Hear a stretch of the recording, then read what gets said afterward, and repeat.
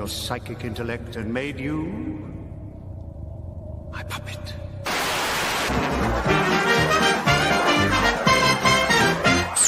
It's a bullseye! And here's your host, Jim Boyd!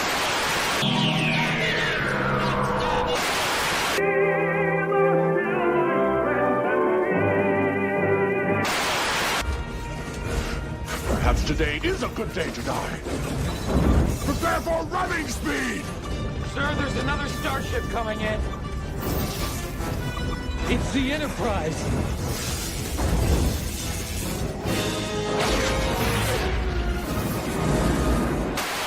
Bone, your shoulder bone connected to you. Neck bone, your neck bone connected to you.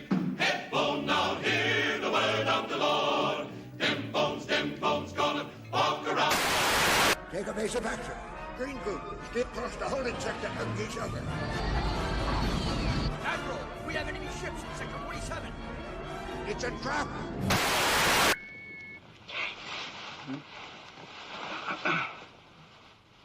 .007 Triple X. Bond, what do you think you're doing? Keeping the British end up, sir. Nobody does.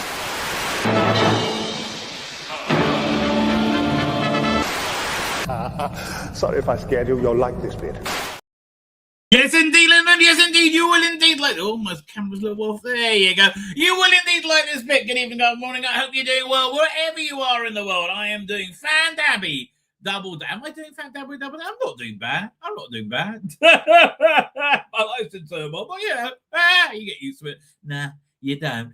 Anyway, a lot going on, ladies and gentlemen. A lot going on. Beyond, against all hope, right? Against all hope, Big Finish put out a good release. I could recommend.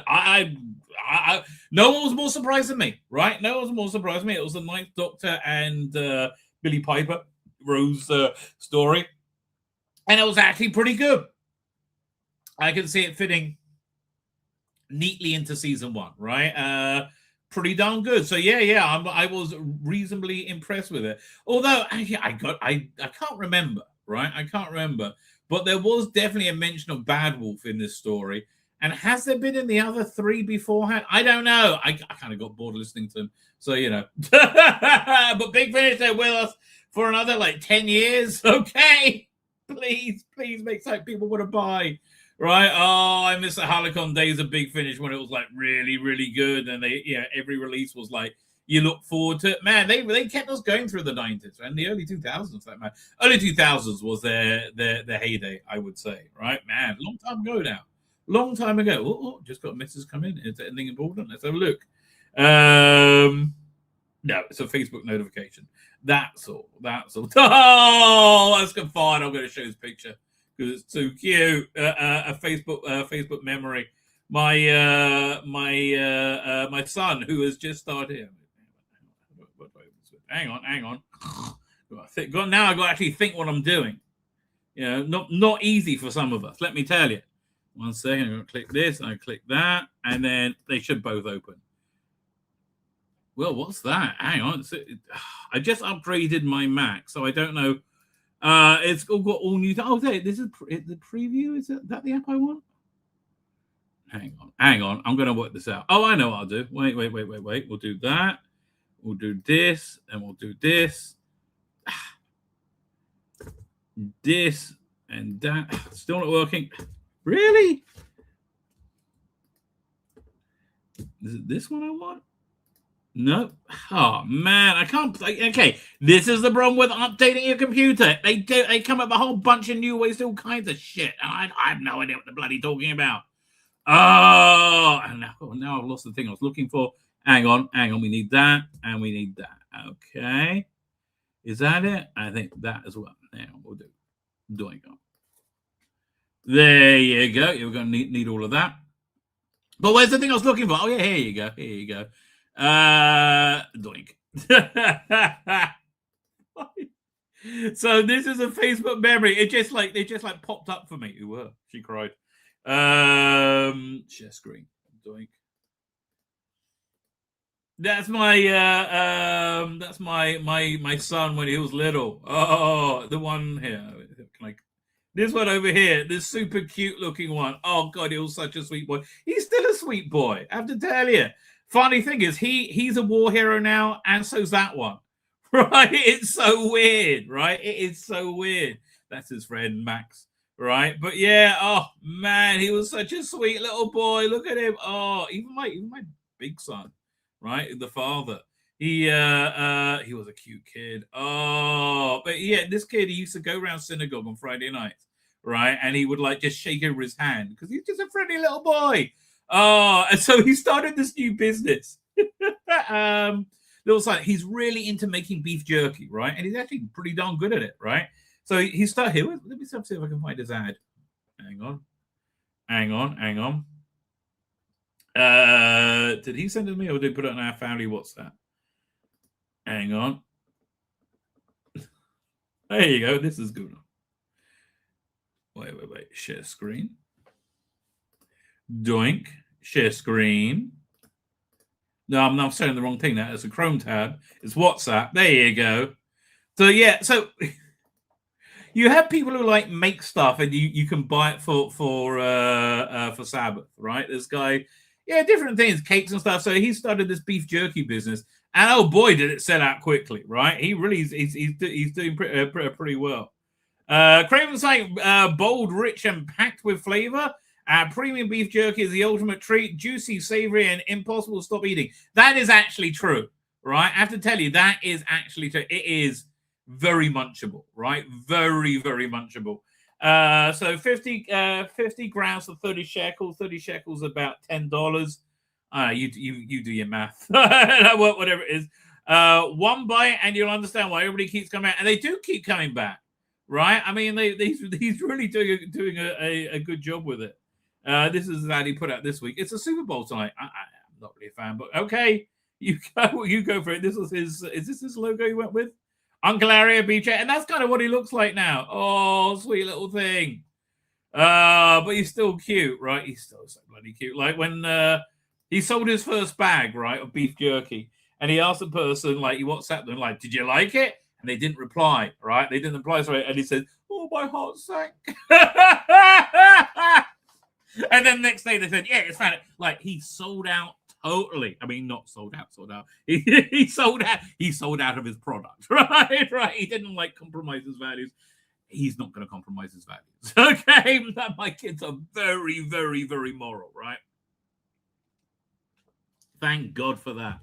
Very moral and very, very strong in their morality. So yeah, good for them. Now I'm getting more mess. So what's this one? Is this anything I need to look at? Hopefully not. No. My daughter asking where the drill is. I have no idea. We buy a drill every few years, and then we buy another one, and then we buy another one. Drills are like socks; they just go missing, right? They just go missing. Do I have a drill under my desk? No, I think that's an old one. Okay, who knows? I do. Who knows on their stream? What's going on with me? Right. Okay, so I've had a real major epiphany breakthrough, and I can't tell you all of it because it's really involves other people, right? So I got to be somewhat circumspect. But like these last 10 years for me have not been basically all the time I've had my channel have not been a good 10 years for me. I'll tell you exactly why. I've really introspected upon this. Right. I all the way through when I was in rabbinical ceremony, I had this bizarre, and afterwards, like the 10, 15 years afterwards, I had this like bizarrely close relationship with God. Right, weird. Like God would answer my prayers. I mean, not in a burning bush, right? The way God answers your prayers is in the happenstance of life, right? Things that like God kind of writes your story. And I'm not telling you what to believe. I'm telling you what I believe, right? God kind of writes your story, and He writes it to you, right, as well as for you, right? Again, when you pray to Him. Right. And I was like, my first thought in everything was like, what's the right? What does God want? Right. What's the thing to do? So then when was it? 10, 15 years ago, 15, yeah, around there, we inherited a large sum of money. And for reasons I can't go into, I didn't tithe it properly, right? When you get money, you're supposed to give 10% to charity, right? And this was a large sum of money, right? Large sum of money. And I wanted to tithe it, right? I really wanted to tithe it, but I wasn't really the one who could decide this, right? So didn't do that. And oh boy, did that piss off the good Lord, let me tell you. He gave me a few years, right? But you know, the reality, time is divided in Judaism by the 7-year cycles, right? And 49-year cycles. The 7-year cycle is called a Shemitah, right? Every 7th year, you let your fields go fallow, right? And then, you know, you get a bumper crop the year before, as long as you do it, right? As long as you trust in the good Lord. So the way I would be successful, and I used to be very successful by doing this, was not normal. And this really does work as long as, you know, you're pure of heart, right? Where I would, you know, there's a verse in Psalms, one that we say twice a day in Judaism. It's Petet et yedecha u'masbir lecha chayrason. God opens up his hands and gives you whatever you truly want, right? So it's an issue of like being able to get real with what you actually really want and direct it and like move your heart in that direction, right? And you know, there's other like God wants to give you income, he wants to give you money, right? He wants to give you a livelihood, and to do that you have to do some reasonable labor, right? To for God to therefore say, okay, there you go, that's really the way. Now you've done that, I can give you the money that you work for. And like you do work, God paid you back, right? Genuinely, it's I've seen this a lot in my life. It's really, and also it's a very good way of evaluating what people actually are and who they are by seeing what they actually have. And that worked a treat, right? Because I'm a freelancer. I've been a freelancer for 20 years, and it really worked more than that since 25 years. Yeah, around 25 years. And you know, weird thing being a freelancer is you always get you working, right? You do your, it's called a studlet. You do your work, right? To bring a new business, and then normally God brings it by a completely different direction. But like, okay, you did your work. I just like to do that anyway. Because I didn't have this money, God was pissed with me, right, for a long time, minimally a 7-year cycle. It might have been 10 years. It was 7 years. I can't say 10 years. It was 10 years. God did not answer my prayers at all, right? I was like abandoned by God, and I couldn't work it out, right? I couldn't get it, and I got more and more depressed, right? And then, you know, this I wasn't successful in pretty much anything for a long time, right? And then it was when that 7-year cycle was up, right? Literally right after the Jewish New Year, right? The God started talking to me again, right? God started being a presence in my life again. It was a long time since I felt it, right? And then, you know, success started to come back, right? That's what things started to work. So, but you know, yeah, the time that I wasn't successful, I have so much shame about it, right? Oh God, it really it metastasized and it grew. That's basically why I had a mental breakdown, right? And I'm in. I mean, this was years ago, but it didn't really get better until a few months ago. Well, and I'm in treatment now, right? But man, that was a long period, right? That was a long period. But I'm really glad to kind of be back, right? Because realize what it's because, you know, a couple of weeks ago. Yeah, me and my wife, we may be getting divorced. I don't know. It's really kind of up to her. I super don't want to get divorced. Right? I just don't want to get divorced. You know, more than anything else, I love my wife. Right? I love my wife. So we kind of separated, but we didn't. Right? We still stay in the same bedroom, and I'm like, you know, I'm happy to move to the guest room. It's no big or whatever. Right? But and we talk. We're not talking, but we're not talking. But and it's been going backwards and forwards like for the last few months. Oh, it's been a nightmare, right? Absolute nightmare. And part of this thing of like, this we call it Devakas Hashem, this connection to God, is something that I really, really lost, and I got really, really depressed, but because of it, and that's kind of where, my marriage sort of, started going on the rocks. So I stopped being the man my wife married, right, for a long time, right, a long time.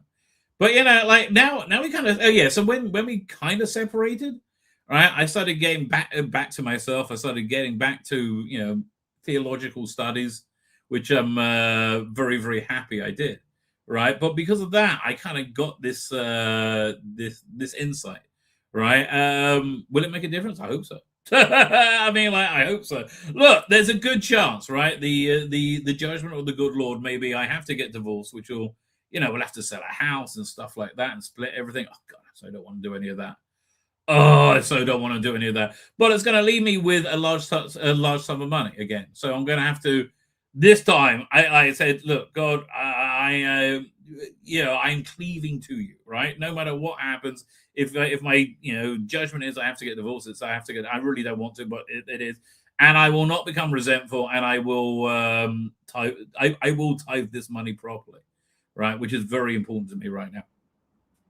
So hopefully, my resolve to do that will mean I don't have to. But anyway, the moral of the story is. If you have a close connection with God, don't do what you're supposed to do, right? Do what you're supposed to do, because for me it worked out badly, ladies and gentlemen. But look, on the bright side, I'm still here, still surviving, and Big Finish occasionally puts out a good release. On the upside, also, Night of the Seven Kingdoms just finished watching it before it came on.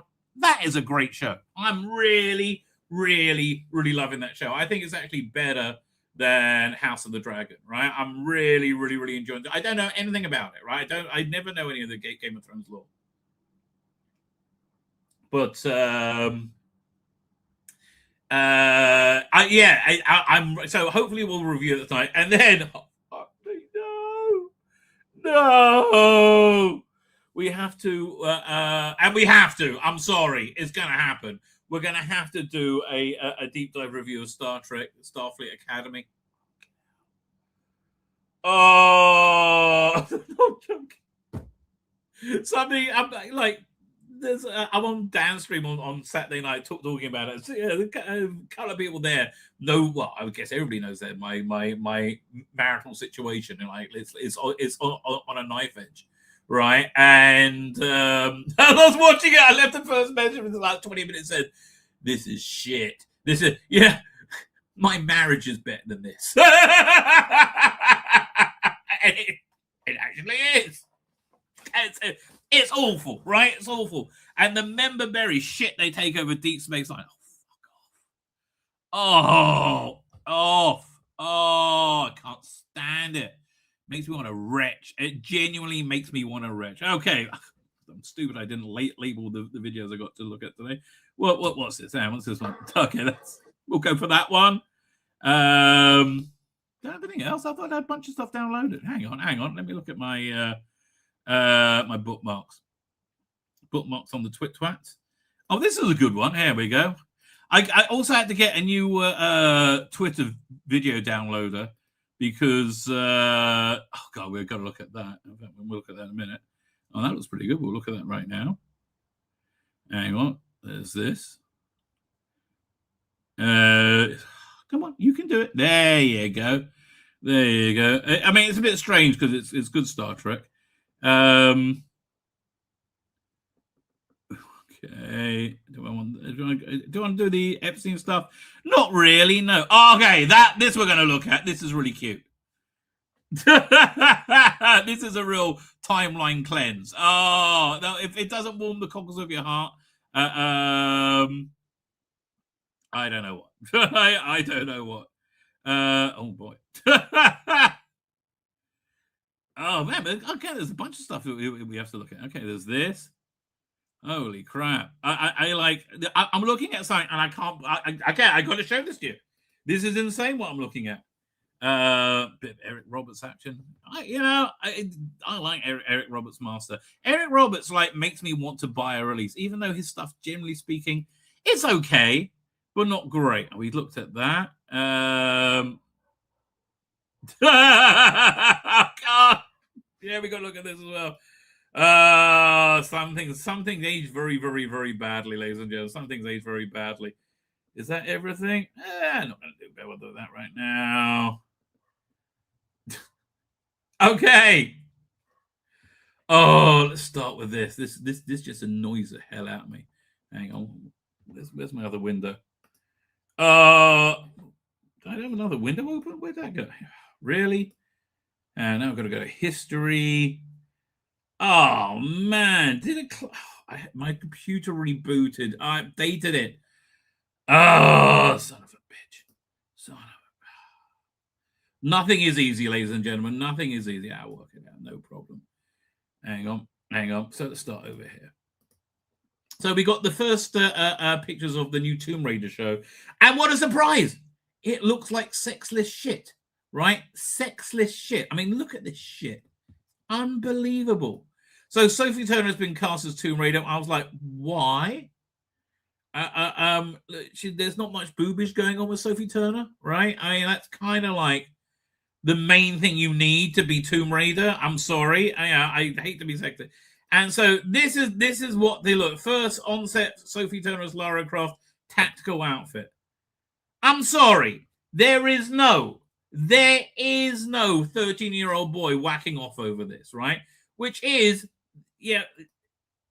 the basic thing that you need Tomb Raider to bloody be, right? I mean, like, okay, she's got a reasonably nice figure, but what the hell? Are you kidding me? Let's see if I can find a better Tomb Raider costume. All right, like, because this is it's breathtakingly awful, right? You look at this and you go, why?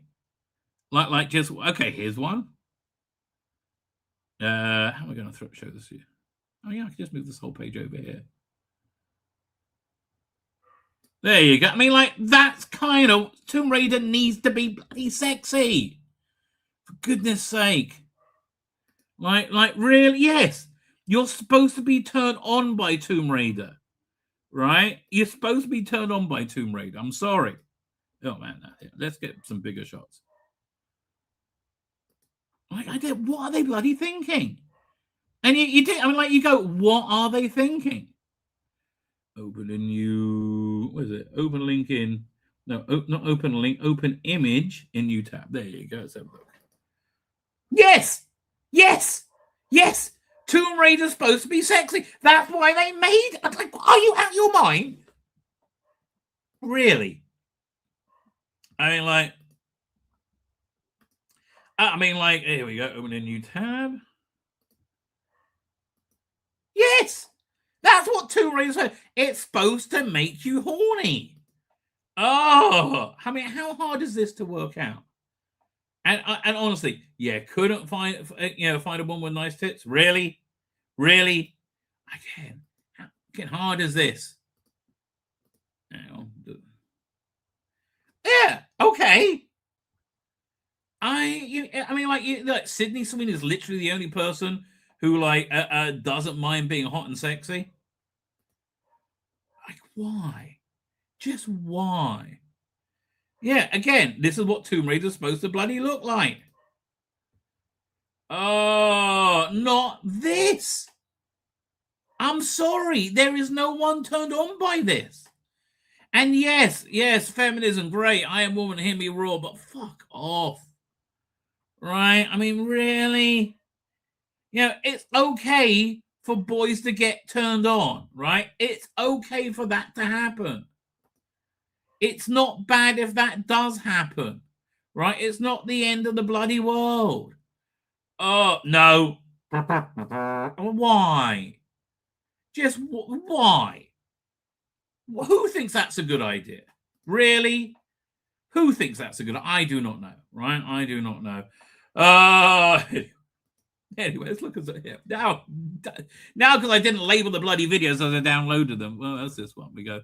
Let's look at the state of British politics, right? Which I think this is quite accurate, actually. Frankly, I think this is quite accurate.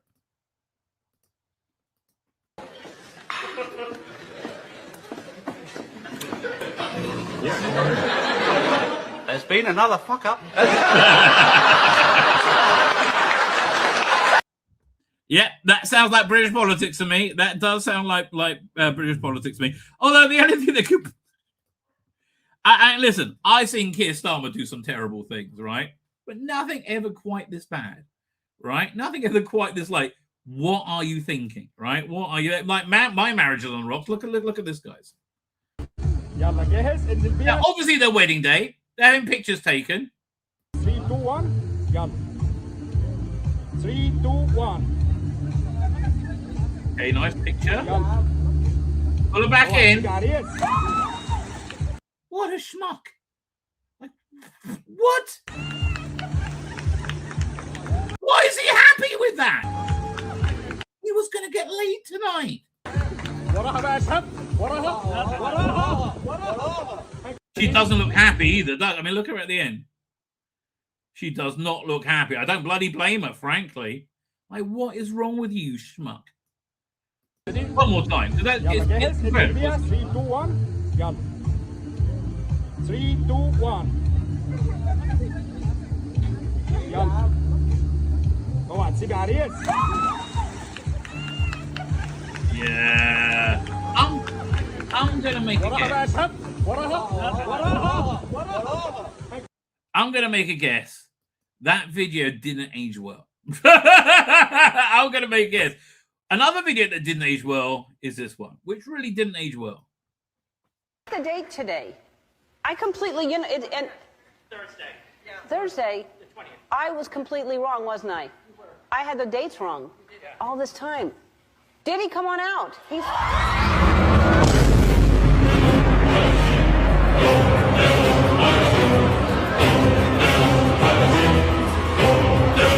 No, don't go near him. Don't go near him. Don't go near him. He's preying on the disabled. Are you very? No, this is all wrong. Oh God, don't let him touch your dick. Just don't let him touch your dick. Oh, did he? I hope that the alcohol you're making in jail is working out well for you, right? I do hope it's working out well for you. Other things that this is actually okay. Things that are somewhat uplifting. Billboard Chris. I've always liked Billboard Chris. Hang on, which one I'm looking over here?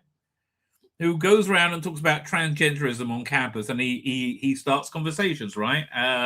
And normally you get the same leftist bollocks from everyone. This is one time it actually worked out well. Listen, this is I found quite inspiring. Come on in. What's your name? My name's Clementine. Nice to meet you. I've actually seen your stuff online, and I'm a huge fan. I was on puberty blockers. I started when I was 12, and I was on testosterone from 14 to 17, and I got top surgery at 17. Totally messed my life up. So I just want to say you're doing a good thing. I can't believe people disagree with you on this. As a former child transitioner, I'm just appalled that people have anything to question you about. So. I mean, God, what are we going to say when we look back in time at this? Well, I'm so sorry you had to go through all that. I'm glad you are through it now. Thank you so much for speaking up. That's extremely valuable because a lot of people are afraid to. Yeah. Do you mind if we have a little conversation about it? Course, yeah. Okay, come on in this way just a little bit. Oh yeah, for sure. Hi. So, your name again? My name's Clementine. Clementine. So Clementine went on puberty blockers at what age? 12. And you detransitioned at? I detransitioned earlier this year, actually, but I had been going off testosterone since about 17 because it gave me psychosis. When did they put you on? Yeah, because put on puberty blockers. No problem at all. No problem at all. Testosterone. I was 13. Wow. This is literally child abuse that we're all waving flags for. Well, not all of them. People like me not. And when did you have a double mastectomy? I had a double mastectomy at 14. It's just sick. I'm sorry, it's sick. I'm currently going through the process of getting reconstructive surgery, and it was harder to get that approved. I actually wasn't able to get it approved by my insurance. Right. But it was much harder to get surgery for that than it was to actually get the original top surgery. I mean, your heart bleeds for her, doesn't it? Really, genuinely, your heart bleeds for her. For everyone watching this who says this isn't happening, Well, it happened to Clementine. At 14, a double mastectomy, puberty blockers at 12, testosterone at 13. How old are you now? I'm 20 now. I just turned 20. Oh, tell you, Clementine, my prayer, genuinely, my prayers go out to you, right? What a brave woman, right? What a brave woman to have got. Again, this woman should be awarded millions and millions and millions in damages, right? It's shocking, right? It's absolutely shocking. I think shocking is Iran has murdered 36,000 people. Weirdly, no college students are like making no-go zones in on their campuses. I guess they will, but they'll still be for Jews, right? It's always going to be the Jews' fault, right? Somebody speaking out there is our own Eric Roberts, right? Eric Roberts, who I didn't realize was of Iranian descent, right? Right. Good on you, Eric. The massacre that has taken place in Iran is beyond comprehension, truly unimaginable. Young, beautiful girls and boys. 36,000 people. It's like, honestly, I know this is going to be, it'll make my life difficult. I hope Trump goes in there, fucking destroys them, right? I really do. It'll make the world a better place. And honestly, man, he should have the Nobel Peace Prize several times over already. Educated and innocent are being shot in the streets for one simple reason: their God-given right to freedom. For the past 47 years, the current regime in Iran has destroyed a beautiful country with one of the world's most ancient and richest histories. 100% correct. The people of Iran are the complete opposite of their government. They are loving, polite, educated, and hospitable to people from all over the world, especially the American people. My prayers go out to the people in Iran. I want to see the mullahs overthrown. I really, really want to see the mullahs overthrown, right? And them to have freedom. Yeah, I want to see that, right? I really genuinely want to see that and them to be free. For me, it'll be great because it'll completely change the region. It'll change the world, right? It will change the world. You must be their voice. As their internet has been shut down for almost a month, through darkness and silence, the people of Iran are pleading for help from the international community to stop the continued killing of innocent civilians carried out in the most brutal ways imaginable. Mark Ruffalo, do you have anything to add? Oh, no, because you're an anti-Semitic fuck, aren't you? Yeah, you don't have anything to add, do you? Reminiscent of humanity's darkest chapters. We strongly support the Iranian people and are heartbroken by the atrocities committed by this brutal regime. The killing must stop now. This brutal dictatorship must be changed at the ballot box through total freedom and accountability, allowing the people of Iran to choose a secular government of their own will. I will do anything short of harming another to prevent one more act of violence in Iran, in the U.S., anywhere, everywhere. What will you do? Thanks for listening. No, thank you for speaking, Eric, mate. Thank you for speaking. Right?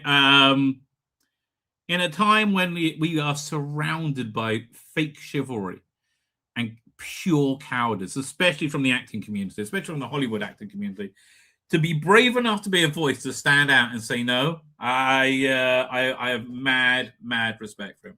So Eric Roberts, a great master, right? A great master and a great man, right? A great man. Now a bit of a timeline cleanse, let's pick things up a little bit, make us all a little bit happy. I think this is the one we want, isn't it? Oh, little baby monkey! I want a little baby monkey. Look at him. Oh, he's so cute. Oh, I mean, listen, I'm a bit of a baby fan nowadays, being a grandfather. But let's look at that again. Oh, you just want to snuggle him. Hello, little baby monkey. Oh, it's so much fun. That's so much fun. Oh, good news for me, by the way. My grandchildren, they're probably coming this Sabbath. And my wife insists on doing the night feed. She just likes it. I don't know why, but she just likes it. They're now sleeping 6 hours. Oh, thank God for that. Oh, thank God for that. Because like normally by Sunday, I'm like, I don't know where I am anymore. I'm not even the one getting up looking after the bloody kids. Again, my wife is like, nope, that's me. Okay, one more time because it's too cute. I'm sorry, it's too cute. Oh. Tell you. Yeah, that's lovely. Okay, it's just lovely, right? What am I going to say? Fine. Let us get to the chat, ladies and gentlemen. Let's get to the chat. Oh, let's go behind the thumbnail, though. I have to tell you, I did share the screen. I'm always happy to have a bit of Nana Visitor, Kira Nerys action going on here. This AI shit is just getting out of control. Look at this. I mean, this is like near perfect. I mean, like I couldn't tell this isn't real. All right. Was this the one I used or was this the one I used? I can't remember. I think this was the one I used, right? But again, it's like, yes, this looks completely real to me, right? This looks 100% completely real to me. And if it doesn't, I don't care. But I had two versions of the animated one. This first version came out weird. Or was it the second version? Oh yeah. So what I wanted it to do was to flip the bird, give the finger, right? Wouldn't do that. Refuse to. This actually my first instinct is always to have whoever it is lean forward and blow a kiss, right? Because you can do that. You can keep it PG-13. It's fine. But I said, okay, let's have a flip the bird. I think it'd be much funnier, right? Much funnier. This is what it came up with. No, the finger, not the thumb. The finger. That's wrong. Because we all know the Kira Nerys likes a bit of fingering. So yeah, here's the one that where is it? Yeah, here's the one we're using now. Pull up the thumbnail. Bit weird way to blow a kiss in the camera, but you know what, Nana? I don't mind, darling. You do you. You're doing a great job. Look fantastic, right? Looking fantastic. You get all these little extras if you sign up to my Substack, ladies and gentlemen. Yeah, yes, you do. It's very exciting. Calm down, everyone. Calm down. I know you're excited. Who wouldn't be, right? Who wouldn't be? There's the thumbnail. It's the 8th today. That's right. There you go. Doink. There we go. We're going to Starfleet Academy takes a giant member berry shit on Deep Space Nine. Yes, it does. Yes, it does. This is why it is good that your humble host here has an encyclopedic and lifelong knowledge of Doctor Who and its inferior. I don't know. The things surrounding it. So Mark Gatiss the other day, he was interviewed and he said, "Well, it's never going to be Star Wars, is it?" And I'm like, I remember saying Mark Gatiss saying it was going to be bigger than Star Wars before the Russell T Davies was commissioned for the 2005 series. This must have been 2002, maybe. No, this was in the 90s, right? This was in the 90s. And I remember there being an article in Doctor Who magazine where they got a panel together of Doctor Who fans. Here, I'll pull it up for you. Doink. They got a panel of Doctor Who fans together to this is after it was cancelled to think about what a reimagined new series would look like. And it's fascinating reading. I'm really looking forward going through it. And again, I kind of like this when we're the show's on a bit of downtime. When's this from? June 30th, 1999, right? Marketing Doctor Who from the Phantom Menace generation. The Phantom Menace. Man, we're aging ourselves, right? Do you remember this article? Right? I remember this. Well, again, we're going to be bigger than Star Wars, literally. Panel of experts. Who's the panel of experts at the time? Paul Cornell, Russell T Davies. That's funny. So this is years before he started on it. Mark Gatiss, Stephen Moffat, Lance Parkin. Blimey, he got forgotten in the shuffle, didn't he? And Gareth Roberts. He got forgotten, and he went kind of bonkers as well, from what I understand. Happens the business. Speaking of somebody in psychotherapy. Okay. I can understand that. Anyway, with that, ladies and gentlemen, let us get to the chat. Hey, fuck you, Starfleet Academy, says Kira. Epstein controlled the Oscars. That's why he went to shit. Apparently, he did. And as soon as he stopped, being a thing anymore, that's when the Oscars went to shit. So, raped lots of children. But the Oscars were good, so you decide. You, the people, decide what's the swings and the roundabout. I know. I kind of think that raping the children outranks keeping the Oscars good, but that's just one man's opinion, people.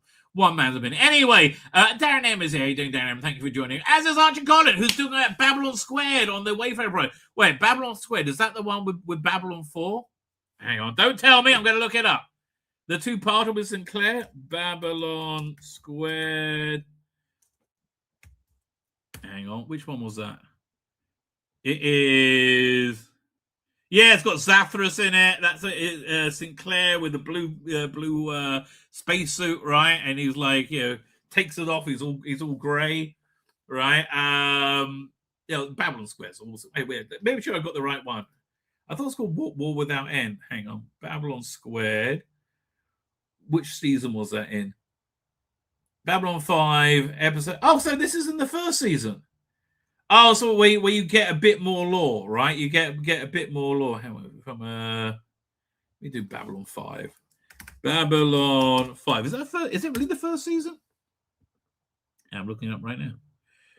I love a bit of Babylon 5. I really do. I really, really do. But wait. Do we not have a list of the bloody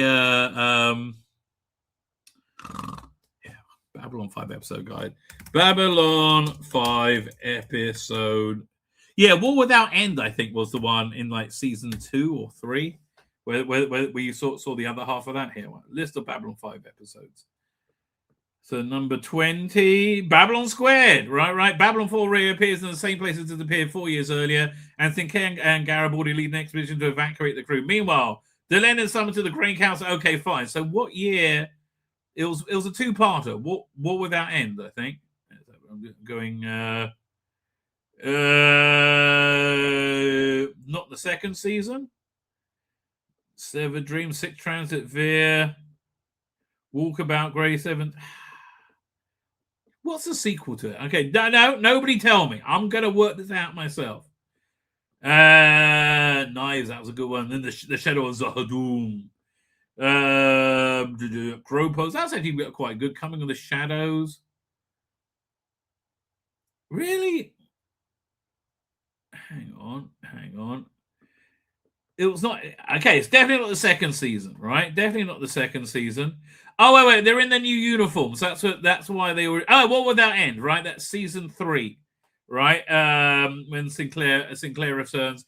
Very, very sad that he ended his own life. I'm not going to tell you. I hope wherever his soul is now, it's found peace, right? That's all I can hope for the man. Babylon Squared is great. It's a great episode to choose from. Yes. You have my respect, Archie Collin, right? You have my respect. Jonathan Cox, how you doing, Jonathan Cox? That is Darren the Funky Evans, or Darren 1463. How you doing, sir? Thank you for joining us. I'm always surprised that the Dem Bones bit was not taken from The Prisoner. Oh, yeah, but it's got Joanne Wally in a sexy nurse's outfit, like doing a high kick. So but yeah, you are. That is a good choice. Where are we up to? A beer recommendation. Who are you? What the real rat? No, it's actually a good story. No one was more surprised than me, right? Genuinely, there was more surprised. So good for them. Hope they keep it up, right? Your top 5 choices for companions post-Capaldi era, if Doctor Who was still good: Freya Mavor, Hassie Harrelson, Jamie Lee O'Donnell, Samara Weaving, and Charlotte Beth. I can't go through all of them, right? I can't go, but you have good taste, sir. You have good taste. Darren Lilly forgot to sue Bowles Night. So did most people. Right, Synth Dimensions here. Doing Synth Dimension. Thank you for joining us. There's Matthew Pounder. Who else we got here? Whizzing through the chat. Star Superior is here. Hello. I think you're Autumn Mirabilis. I recognize that thumbnail, that avatar. If you're Star Superior, okay, you can be Star Superior. Do you remember? And that, talking about J. Michael Strinsky, this comic book series, Rising Stars, right? That was actually really good. right? It ran for like 24 issues. It was a limited. Let's see if I can pull it out. Oh God! I'm now I went to the other screen looking at the Laura Croft abomination. I mean, why? Rising Stars. This was shortly after Images. Hang on a second.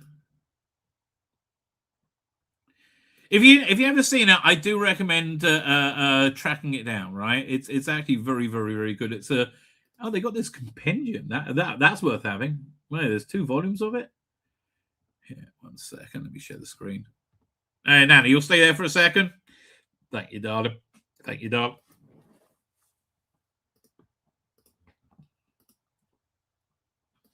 There we go. Yes, open him in a new tab. Let's have a look. Yeah, it's kind of like Children of the Damned meets superheroes, right? It's really good, right? If you can find it, I very much recommend it. Another thing I would recommend is Letter 44, another very, very strong. What's it called? A strong sci-fi narrative. It's essentially like a Children of the Damned thing. Then you got a whole village of kids that, the whole bunch of kids, like 50 or 60 kids get superpowers or something like that, and then it turns out those powers are shared between them, and as they die, the powers like go to the remaining one. So it's excellent stuff. J. Michael Straczynski, man, look, woke as fuck, but knows how to write, so that's okay by me now. Freelancing so temporary. That's why I went to theatre instead of TV. Well, yeah, I have to tell you, it's for most of my career, it worked out very well, right? PD Rich, how you doing? Thank you for joining us. Where are we up to? Please don't do it, Mrs. Lebetkin. Think of the grandeur. What was she doing? I don't know. Check my recent moments under Autumn Morales to see the latest TARDIS. Oh, okay. Let's have a look. 1 second. We go X doink, and then I'll guess go to my notifications because I'm always on these things. Hang on, let's have a look. Okay, Nana, we'll be back to you in a second, darling. Right, back to a second. Don't you worry. You just keep writhing there. Like in a healthy manner. Oh, this is cool. Rathlon the Vanquisher. Okay, Transformers stuff. Amelia. I miss my fat.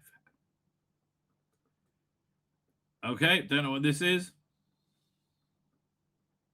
Don't know what that is, but I'm very interested in finding out, right? I'm very interested in finding out. Doctor Who meets Scratchman.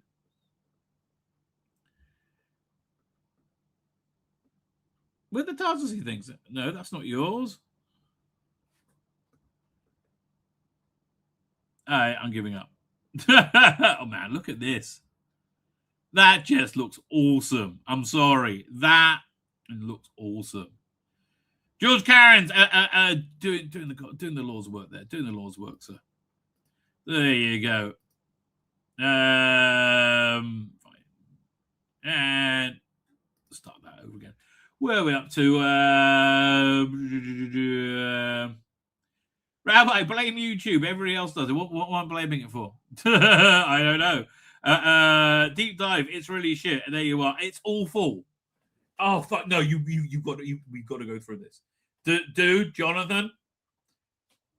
At some point, when you reach the age of 120, you will, on a ripe good age, pass away, right? And the good Lord will ask you, did you see all the horrors that I put out for you in the world to inspire you, right? And you're going to say, no, I looked asunder from Starfleet Academy. I watch it so you don't have to, baby. I watch it so you don't have to, but it's so bad, right? It's so bad. Stephen Braddock is aging. Stephen Braddock. I can't wait until it's done. I think fan films would have been much better. Oh, that reminds me. I found this one. I really want to see more about this. Where is it? Starship Farragut. Starship. No, Farragut Forward. That was it. Hang on. Farragut. Because I love the fan films. Right? Paragon forward, doink. I really genuinely love the fan films. And here we go to it. And you know, because they're good, right? Bottom line, they're good. They're good and they're done with care, right? Which you really don't get very often. Well, never get in here. Let's pull up the trailer for it. Hang on. And then, where's my downloading thingy? Really? That's gone now? Oh, that just annoys the hell out of me. It was here. Is it one of these things? No. One second, I'll find YouTube downloader. I'm tempted just to. Let's see if this one works. Hang on. Because this is actually worth watching. Let's see if this works. Doink. Okay, we want video. And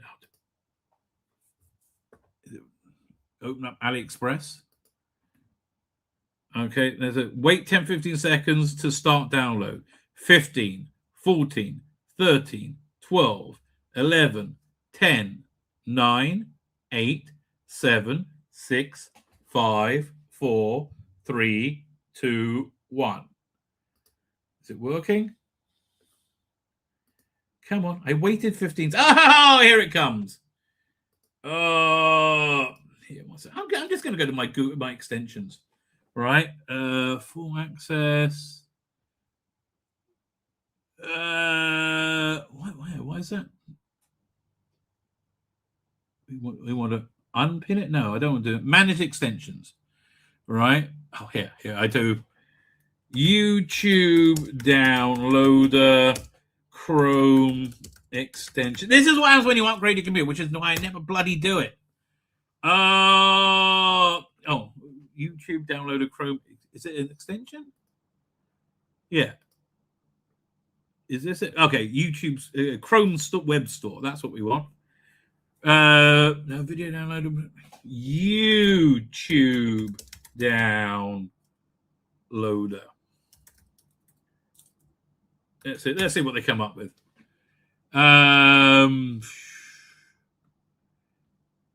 Okay, this has got people like this one. Video subtitle. I don't want to download the video. I want the subtitle. I want the video. I want the video. It says it's already installed. What does that even mean? If it's installed, why isn't it? Really? Which one is it? The dislike button. Okay, what's that? Well, what do I do to make it work? I don't know. If I go over here. Okay, fine. 1 second. Oh, really? Here, do I need to pin it? Okay, so I'm pinning it. Let's see what happens when I press this button. Okay. I mean, I've already downloaded it. No, Chrome Store does not allow the extension to download videos from YouTube any longer. Oh, piss off. Fine, I got it anyway. Oh, 1 second. Yes? Oh, my daughter's coming and she has a surprise. Okay, it's her surprise and she paid 50 shekels. It's about 15 bucks. Let's find out what it is. I will share a piece. Oh, you got beef jerky? Mm-hmm. From Ariel? Mm-hmm. Oh, I'll take a piece. Look, and this is 50 shekels. This is a nice amount for 50 shekels. Here, 1 second. Let me just show it off. My son is making beef jerky, and it's good stuff. What flavor is it? Garlic honey, but we're not talking about the honey side. Okay, garlic honey. There you go. I will try this for you, dear viewer, right? Oh, good. You're welcome. But I can't talk now for the next 10 minutes. It's yummy. This is a bit of a problem when you're doing a YouTube show. It is good. Oh, okay. Let me play the text photo while I'm eating this. Thank you, Yael. Good stuff, mate. Good stuff.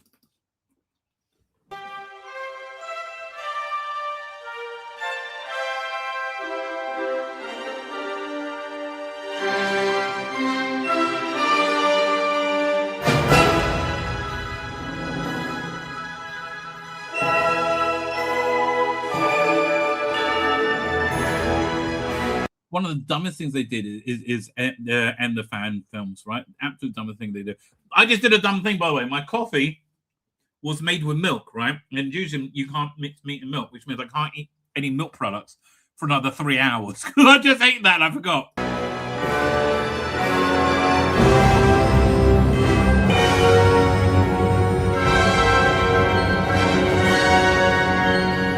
This feels like Star Trek to me.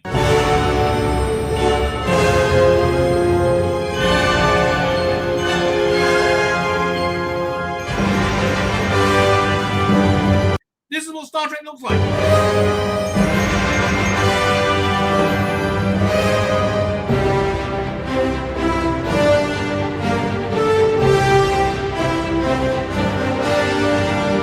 And Tony Newsom.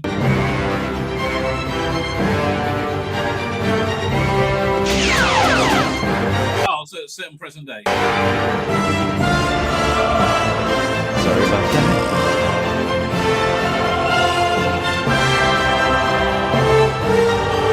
Yeah, I want to watch more of this stuff. This looks good. And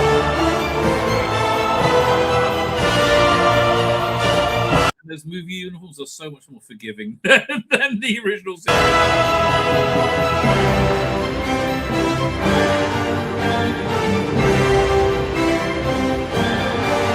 Okay, is that some kind of reference to Chekhov's weird outfit? Only this one's in pink. Chekhov wore a weird outfit in Star Trek 3. I'm sorry. And what's the deal with all the older star captains in the fleet? Watch where you're walking!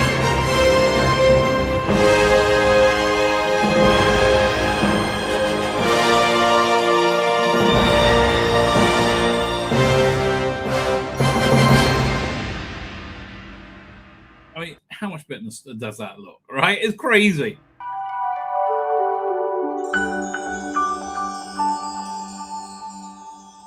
The dumbest thing they ever did was stopping those fan films. Really, it's just so stupid, right? Somebody loves your franchise so much they want to make new content.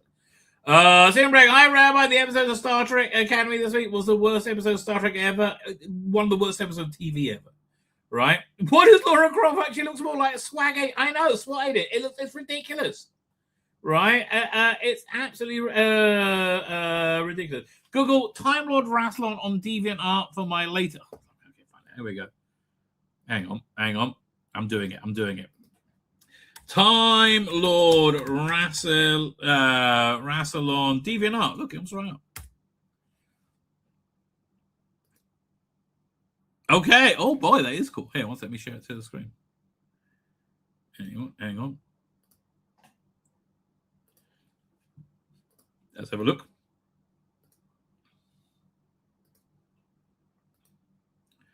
That is cool. I mean, I think it all lights up and stuff, right? That is very cool.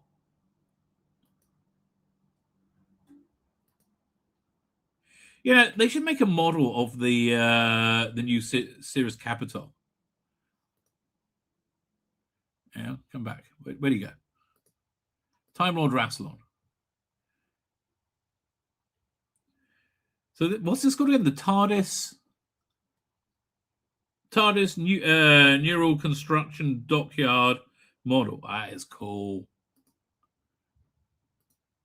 I like this. I like your the Rassilon action figure.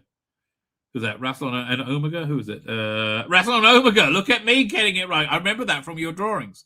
But no, I'm not joining you, dumb. I want to look at this shit. All right, this is all cool, right? This is all very, very cool. Well done, Autumn Mirabalis, right? Cool stuff, baby. It's cool stuff. What do you think, Kira? You up for this? Yes, you are. Yes, you are. Relic Hunter, the Bianco Banchuk Laura Croft picture. Yes, that works for me. That definitely works for me. Whoever. The Stephen Brown again. Did I say hello to Stephen Brown? Well, I'll say hello again if I didn't. Sophie Turner at 1. More wooden than the forest she was into. Hasn't got the physique for Laura Croft. Well, that's a nice way of saying it, Petey Rich. Right? 3 is woke as Bella Bloody Ramsey. Oh, fuck off. She's the worst. Oh, God, I can't stand them. They're simply making this to begrudge the fans. I think, what is the rationale behind this? Right? What is the rationale behind? I don't know. Right? I really, genuinely don't know. Darren fucking Evans says, looks like a DEI hire on the SWAT team lost in the forest. That's probably what was going on, right? Like Starfleet, Netflix Tomb Raider is being made to bitter. It's not. It's Amazon's, right? It's Amazon, not Netflix, I believe, anyway. The only question regarding Keir Starmer is, will the placement be even worse? How is he still around? Right? How is he still around? Back in the day, Angelina Jolie was really great. You're right. Yeah, because she was very hot, right? She was very famously hot, right? Wonder how she's faring these days. Question marks got to be better than that. Yes, I agree with you. Is this a Jewish divorce? Well, if we get divorced, it'll be a Jewish divorce. Yeah, but I really don't want to get divorced. Oh, mate, I don't want to get divorced. It'll be a secular divorce as well. That guy is a bellend. The guy threw his wife into the pool. Like, why? Ellen's set was based on Epstein's Island. Apparently so. That was a dick move. Yeah, it really was. It was awful. 1 in 3 autistics are psychotic. Blockers will make it work. Yeah, good. Well, that's nothing to worry about then. That can't explain anything. That's Matthew Powder saying that. There was a recent award for $2 million to a kid who was trans-indoctrinated by a doctor and psychologist. Oh, yeah. And the kid won. That's a huge development. Yeah, I hope they will sue them into oblivion. Oh, that would be fantastic, right? Mark Ruffalo, well, I got a cluster B personality disorder. Beep. My old man's a mushroom. Well, if you say so. Right, if you say so. Sorry to be pedantic, but I think that's a chimpanzee, not an ape. Not a monkey. Well, you go. I am not well informed. And Planet of the Apes, as a Planet of the Apes fan, you should remember what happens when you get it wrong. Well, yeah, I do. Right, deep fake nines as Matthew Pounder. That's exactly what it's going to be. Right. Escape from the Planet of the Apes. I think. See, I like the new run the Planet Apes movies, right? Where it starts off with what's his name, Caesar being like a little chimp, a little baby. And I thought it was very, very cute. The Two Brothers War is that end from the end of season 3. Well, I found it out eventually. Robert Payne is aided. Robert Payne, thank you for joining us. And also got Snooter Paul's Kubar is back. I haven't seen you for ages. How are you doing, sir? Thank you for joining us. And remember to self, the Rabbi can't hear you shouting at the answer screen. I know you can't, right? That's why I just keep fuddling away with myself, right? Zathras deserves his own show. Well, he was on Crusade, man. I would love to. I really bummed Crusade got cancelled, right? And the Babylon 5 video game. Sick Transit Via, another great episode. It is, isn't it? Klingon Andres, a fish alien vomiting glitter. Oh, fuck me. Too many close-ups out of that damn hologram's nose and take the deep shit on Cisco and Dax. Not fucking happy. Yeah, I'm very glad that Avery Brooks declined the use of his image, right? Which is very noticeable by its absence, right? Very noticeable by absence. Where we have the Zathras. Everything else good. Fine. Still whizzing through the chat. Anything new here? Lost Faith and Straczynski after Sense8. Yeah, that wasn't very good. So Village of the Dam meets Highlander. No, Village of the Dam meets the DC Universe, I would say. Right? That's much more like it. I saw the video of Amelia singing Patriot of British song, but sadly AI didn't seem to be able to make the voice fit the melody, at least to my ears. Well, you know, it's still baby steps. They haven't taken us over from us yet. But that's another reason I like the Big Finish release, the Exxon one, because it actually had a point that ties into modern society, which wasn't preachy, right, and was delivered very well. I've seen reviews by Has This Real Dad. You saw my review as well, and so I still have my sanity. So will you wait? You just wait, mate. You just wait. You're not going to believe what you're about to see, right? Ethan Morgan here, garlic honey jerky. It's really good. Oh, my son knows what he's doing. It's really good.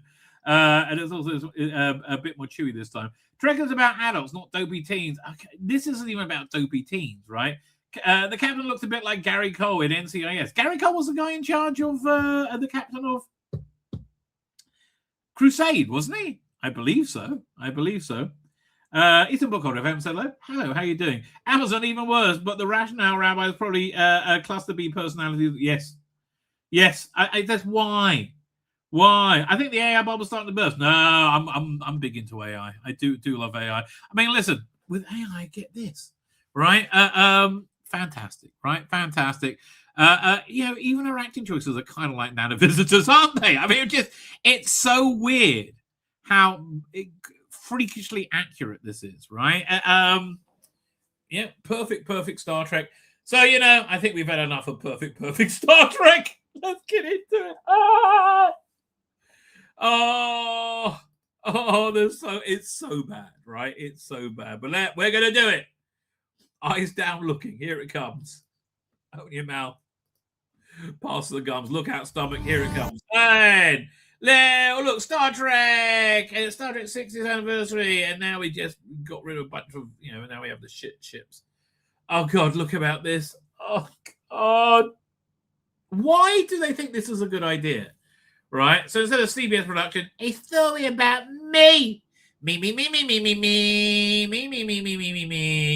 And her name is Sam, right? She is a hologram character. She's 200-something days old, and she's sent to be able to observe organics, essentially, right? So she's heading down Star Trek Academy, and she's so popular. Everybody loves her. Oh, everybody loves it. Nobody likes you, darling. No, you are unfuckable, right? You're in school and you're unfuckable. That's not a good look, right? That's not a good look. And then at school, she does a lot of guest voiceovers for Seth MacFarlane. That's interesting. I do like Anna Visitor. And I hate they have the black and white aliens now. Oh, God, it's all so shit. Hey, looking good. So what's her name again? Serious Acclamation Mill. And look, all the characters in this not only speak in a modern way, but no, it's not a parody. This is actually real Robert Payne, right? This is actually something happening. Serious. So her name's Sam. They've all got modern names. Like the only one is Darren, who changed the N for an M, right? And that's it. And she's dancing and just like being the greatest ever and saying how great she is and how much everybody loves her. And I'm such a great person. Me, fucking me. This is what most of the episode looked like, right? So then you're having this weird eating contest, which the Darum, the fish boy from the Kahonian, right, who looks like that when he's, I don't know, fishy somehow, eats something and it makes him want to vomit. And of course, he vomits pride glitter, right? Pride glitter. Here, let's see if I can get a picture of it. I'm not joking. He vomits pride glitter because that's what his species does. Because this is shit. The clinic's called Jaden, just spelt stupid.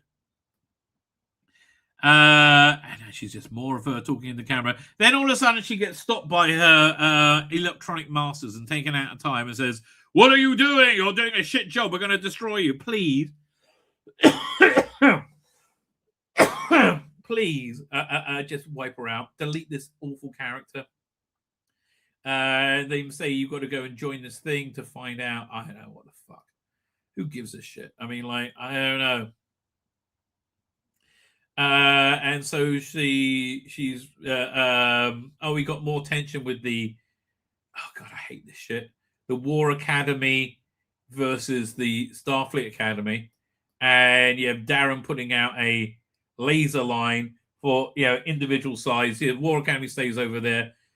And this is all taking place on board the starship, isn't it? I think you can't really tell because it looks like they're in a mall, not a ship. But okay, all right. And Jaden's wearing a dress because he's a Klingon. That makes sense. And the Vulcan and Romulans, they're best friends. Yeah, okay, no problem. So now she's noticed that people are horny, right? Okay then. This is made for a TikTok generation, all few thousand of them, and they don't like it either, right? They don't like it either, David Marlin. And she's like, oh, they get attracted to each other, and he fancies her. To be telling the truth, this guy's actually got a lot of star quality, right? I can see him leading a. I can see him very much leading like a police procedural show, right? And I think he looks good. He can act, right? He can act. He can emote. He can make you I mean, it's written for shit for him. I mean, that's really the problem, right? But he can totally act, and he knows what he's doing. Matthew Bannister, there's food replicant needs switching off. No, she doesn't eat. She doesn't eat. She's just chosen to be a fat cunt, okay, for some unknown reason. She's just like, you know what? I could look like anything because I'm a hologram. I'm going to go for the fat ugly cunt, right? Yeah. That one. I won't go for the gorgeous beta set. No, gorgeous beta set. No, I'm just going to go for the fat, ugly cunt look. Why? I don't know. Because it's insane. It's insane and makes no bloody sense, right? I don't bloody know. Oh, weird times.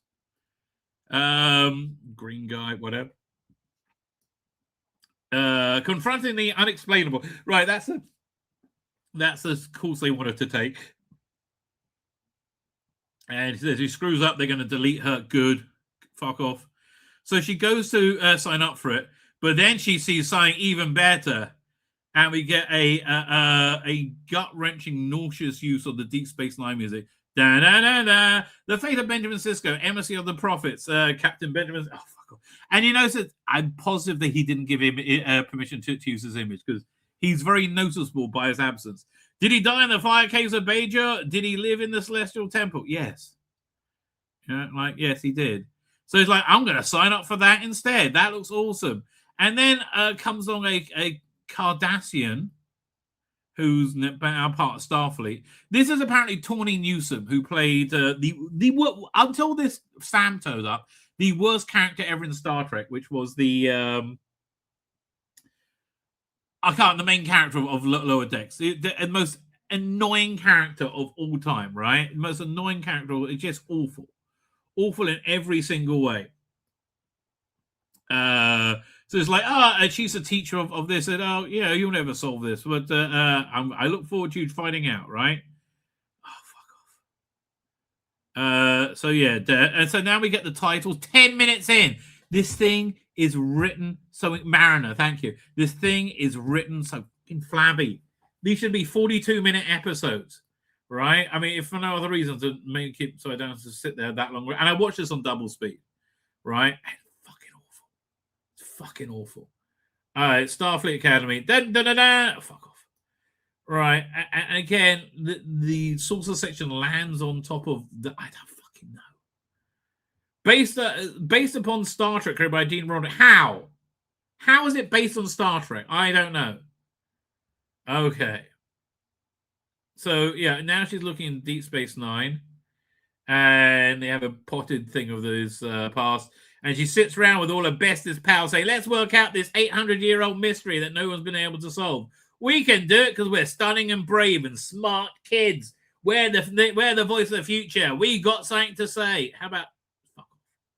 Right? Just fuck off. All right, so the basic story, badly told, of Benjamin Sisko, right? Of how he's a prophet and badly told. Missing out major facts. But okay, never mind. And so they sit down and think, well, let's see how we can work out this this mystery. So she goes to the Bajor Club, right? So I thought this must be like the Jewish Society. In most campuses, you have the Jewish Society, right? Where Jews hang out, right? You have Jewish events, right? So this is the Bajor Society, kind of the same thing. So she's here to find it. And the first thing this guy does is feel her palm, right? Her ear. And he's like, your power is very clear and strong, right? Right. And so she does back to him and says, no, that's totally, inappropriate. And but she has no power. She's a fucking hologram, right? So she goes there and then she offends literally everyone. Saying, oh, I want to know about the Benjamin Sisko, but don't tell me all the nonsense, right? Tell me like what really happened, right? And she insults the religion to all of them and starts a fight, right? And so Holly Hunter I mean, you didn't think you could get worse than Michael Burnham. Then you get mumbled. I had to go back and re-listen to a couple of things so I can work out what the fuck she's saying. All right. And she's like, oh, you started a fight, but it's okay because I'm a cool, goofy little woman. Oh, God, I can't stand. Her name's Nala. The character's name is Nala. But Rabbi, identity has nothing to do with genetics. Okay.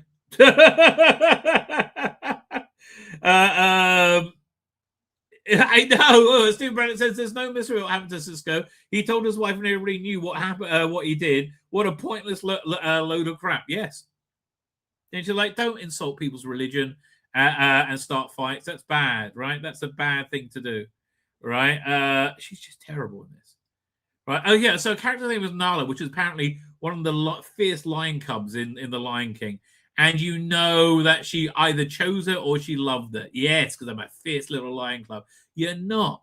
You're not. You're absolutely. Fuck me. Did you see a stomach just now? One second. Wait, let me see. Yeah, look at that. Darn it. Suck it in a bit. You're on telly. You're making Tilly look svelte. What's up with you? So then she goes to see the War College Chancellor. And he's doing this thing to raise the temperature of a bit of the ocean for this new ambassador who wants to join with the War College or something. And he's like, and he's sweating because of it. He says, well, this is a bad thing. You can't do that. And she sits down and she like not wearing shoes as always and flounces around. And she's just awful, right? And he says, look, we got to get, we got to get our people together. They're fighting. It's no good. All right. And he's like, and she's just like disrespectful to him and take the piss. Look at her. Right. So he's got to have this like formal dinner with these aquatic people, which he's like trying to learn up for because it's all very, very confusing. And he says, okay, no, listen, we'll all be friends, right? We'll all be friends. And I'll help you with the what's it called again? Your formal weird dinner. Like this is such a weird, irrelevant B plot. Oh, I hate this. I absolutely hate this. This makes me hate the character so much more, right? Which I didn't think was even possible, but apparently it is. Sources.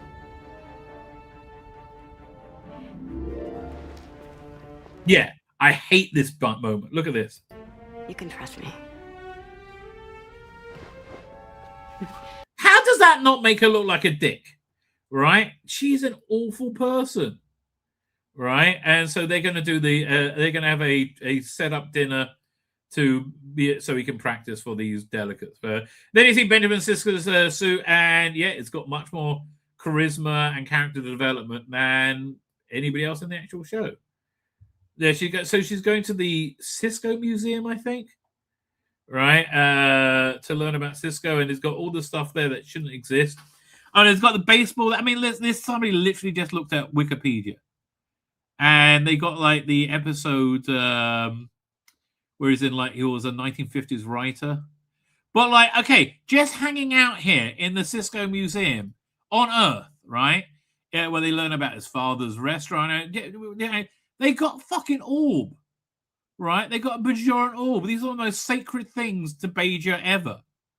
Why would they loan it? I mean, it makes no sense, right? It makes absolutely no bloody sense.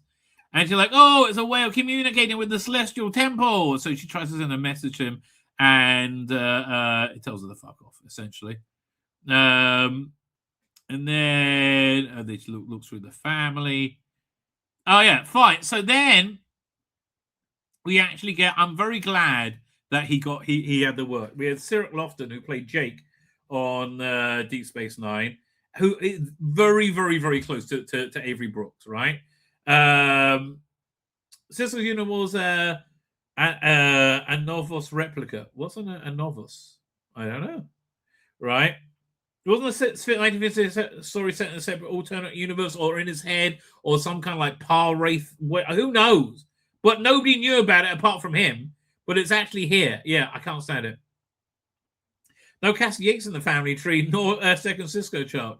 Oh, they did have a kid, didn't they?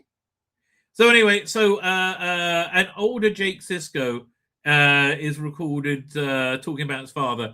And again, it's sad. It's really sad because I'm very glad he got the acting work, right? But like, it's clear he's not talking about. It's not Jake Sisko talking about his father. It's clear it's Cyril Lofton talking about his love for Avery Brooks, and it's a very touching scene, right? Genuine, like, why? Because it's not doesn't touch the edge of Starfleet fucking Academy, right? This is actually nice, right? So it was the best part of this episode, absolutely, right? And they brought him in as a member berry, but because he was good, it worked, right? I mean, he transcended being a member berry, right? Quite impressively, I think. So yeah, so he's like, oh, you can learn all about my father, Benjamin Sisko, the emissary, blah, all that bullshit. We're only 25 minutes in. You know, like I started sniffing glue about 12 minutes in. That's how bad it was. Right? Okay, so now she's like going back to the teacher. Oh, we can't find him. We don't know what's going on. I'm going to find it because otherwise they're going to delete me. You know, the mechanical masters, and she's eating a tomato for some reason. I don't even fucking know why. I don't know why. So then she's got her food and she goes and sits down with everyone, and they're all eating. And what's his name?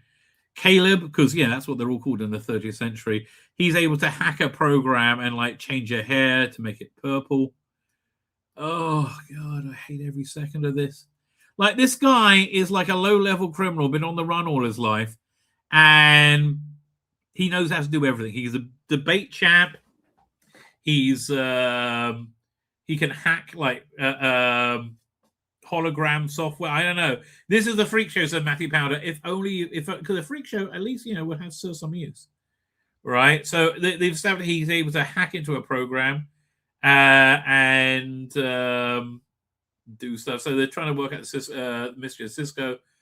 And then her electronic masters summon her again and said, oh, we're really going to fucking delete you if you fuck this one up. And you've only got how long? 6.9 days to solve this mystery, right? You've only got 6.9 days. Okay, whatever. So she's got to solve this, otherwise she's going to get deleted in a week. Thank God for that. Now it gets really weird, right? Really fucking weird. The B plot, we have Mumbles.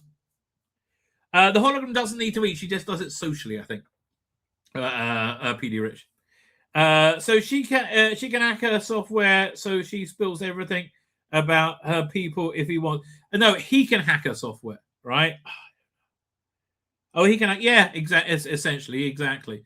So now, so you got the Chancellor of the War Academy. He's meeting with this aquatic alien species to have a very formal dinner, which you got to follow lots of rules on, right? Which so they're doing it with the Doctor, and they all think they're so fucking funny, right? Where they have to like say specific dialogue through like trumpets and do all this weird shit, and they're basically just doing it to mock him, to make him feel stupid, right?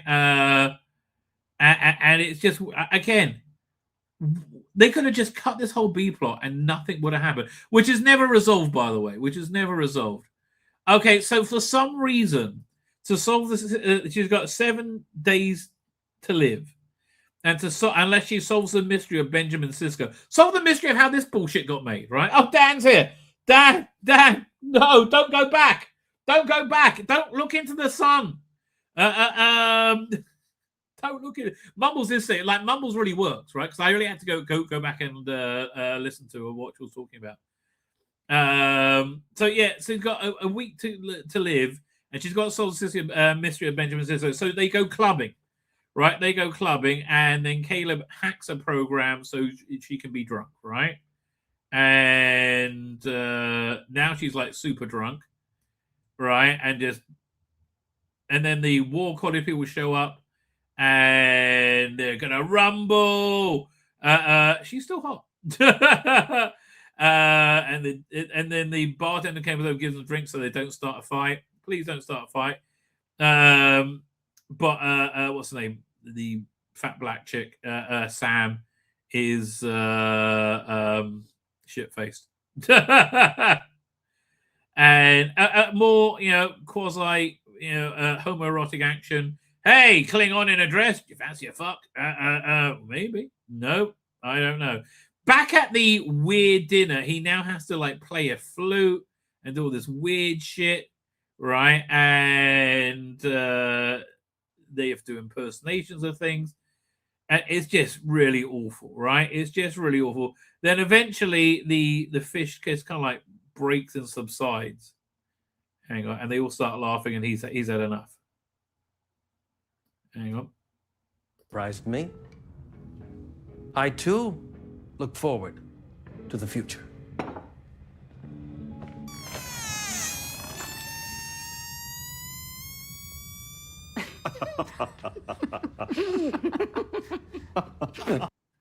Yeah, so they all laugh at him, and he's like, fuck the lot of you.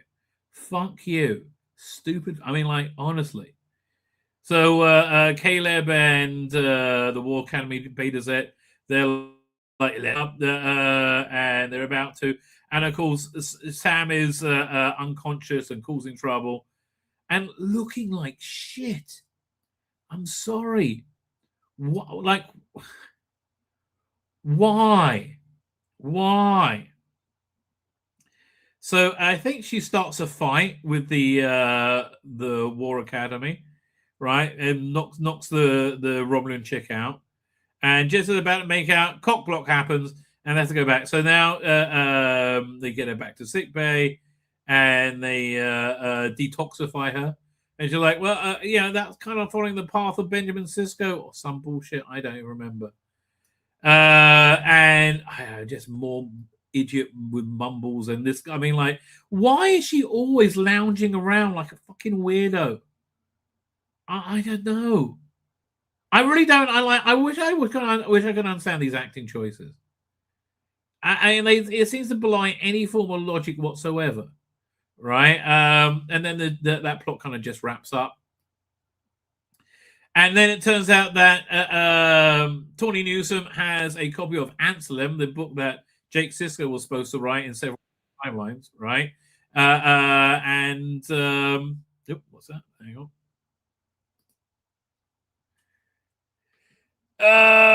And she's got, it was never published. She's got one of the only copies of it. It said, you can look at it though. Okay. And she opens it, and she's transported to meet Cyril Lofton again, and they have a bit of a chat. And says, "Oh, I'm an emissary too. Well, you'll be the bestest emissary ever." Meanwhile, she hasn't solved the mystery of Jake Sisko, and she is going to be deleted. Thank God, she deserves to be. Right? And then said, "Did you like it?" And it turns out that this Kardashian is actually Dax. Oh, fuck off. Oh, fuck off. Oh, no. Oh, no. No. Timothy's only last 800 years. Maybe she was in suspended animation for a couple of hundred years so that she can do more bullshit. Right? And she's back doing the music again, which they didn't understand what the reason was. And she's like, "Why have you not followed your mission?" And she's like, "Well, because I'm the bestest ever. And I'm going to tell you no, because I'm stunning and brave." Right? And I'm going back to do that weird music shit. And are these two hooking up? I hope not. And again, she's back clubbing again, right? Delete her, and send somebody who can actually do her job. Oh God, look at her. And that was her story, right? She was talking to the sky. Oh fuck me. Oh fuck me. That's really bad. It's really bad. It's just bad on every level. It is shit beyond shit. Thank you, Avery, for not giving you permission to use his image. Oh, God, it's painful. It's really genuinely painful. You know, I don't know what it's really genuinely awful in every way. It's the only thing any way I can describe it. Right? Awful in every way. Who am I up to? 5. Now we suffered, right? Now we suffered. Trek is aspirations, Matthew Ballard. This is not Trek. I was lucky enough to meet Terry Farrell and Nicole DeBoer. They were both lovely. Tawny is not. She seems awful, right? Why didn't Dax give her the book in the first place? Which she had to earn it probably. Because it's awful, right? It's awful. Anyway, this is interesting, not awful, right? Do you remember Mark Gatiss this week saying we're never going to be Star Wars, right? Back in 1999, he had a very different story, right? So this is people imagine a new Doctor Who series would look like, right? Like this, again, this is way before the Christopher Eccleston season was commissioned. By the way, once again, I'm going to state a good Big Finish release recently. A good Big Finish. Actually, the best one they've done with Eccleston, I think. Zoom in. Okay, so they got the team here at Doctor Who magazine. We got to thinking that one day, maybe quite soon, one of these individuals could likely be involved in a relaunch of Doctor Who. Most of them would be, as happens. Not a magazine to miss the boat. They put them together. It's Paul Cornell, Russell T Davis, Mark Gatiss, Stephen Moffat, Lance Parkin, who vanished completely. He's like the other, right? And Gareth Roberts, who ran screaming from modern fandom. Is there a place for Doctor Who in the next decade? Yeah, I think so. After Families of War and placing Big Break. I don't know when that is, says Gareth. I think there's always going to be a place for science fiction family adventures, especially with Star Wars starting up again. Right, Phantom Menace hasn't been released yet. But nobody would want to do Doctor Who with all the baggage intact. What puts TV producers off is the science fiction and is all the gobbledygook. Science fiction is all the gobbledygook. The technobabble that any continuity isn't going to contain in one line, so it's just a joke or a plot point. The people who made the show, like Bugs, didn't want the SF labels anywhere near them because TV people are because the TV signifies incomprehensible dialogue and expense. Well, this is in the 90s when it was schedulers who ran TV, right? The creators were nowhere near running TV at the time. So if you're if you sold Doctor Who to someone like Tom Baker, as more like someone like Tom Baker says fun things and interesting to watch, and has chemistry with his companion in Panto Pasti's recognizable movies, which is basically the ratings-winning formula of Graham Williams, you might be able to get it back on telly. Thank God Paul Cornell didn't get a look in. Despite the encouraging upsurge in new dramas, says Mark Gaddis, particularly on ITV, and the obvious increase in number of genre shows inspired by the X-Files. The X-Files was huge. There's always room for a show as innovative and special as Doctor Who. Somebody actually talking in better sense. Okay, Lance Parkin. Again, Lance Parkin vanished from the Doctor Who stage. It's almost perverse that the BBC hasn't come back. To be honest, they're always on the lookout for popular drama sales, excluding the soaps. What do you think the current BBC drama that lasted 2 years? There's Casualty and that's it. ITV almost has too many popular dramas to mention. It's like an area the BBC have tried to address recently with Hobie City and Harbour Nights. The other brain will be okay. I'm not really up to what anything he has to say.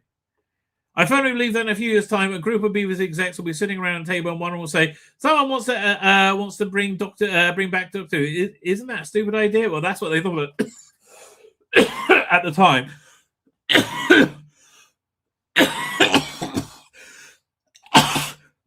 And everybody else was around the table said, "No, we started out watching New Adventures." Now, most interestingly, Russell T Davis chimes in.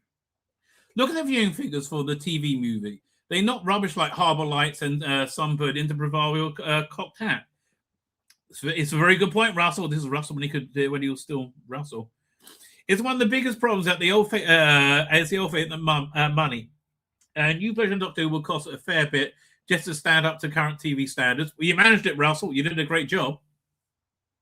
And for the first time, the series' own format defeats it. It's the different location every 4 weeks is one of the things that kept it alive for so many years.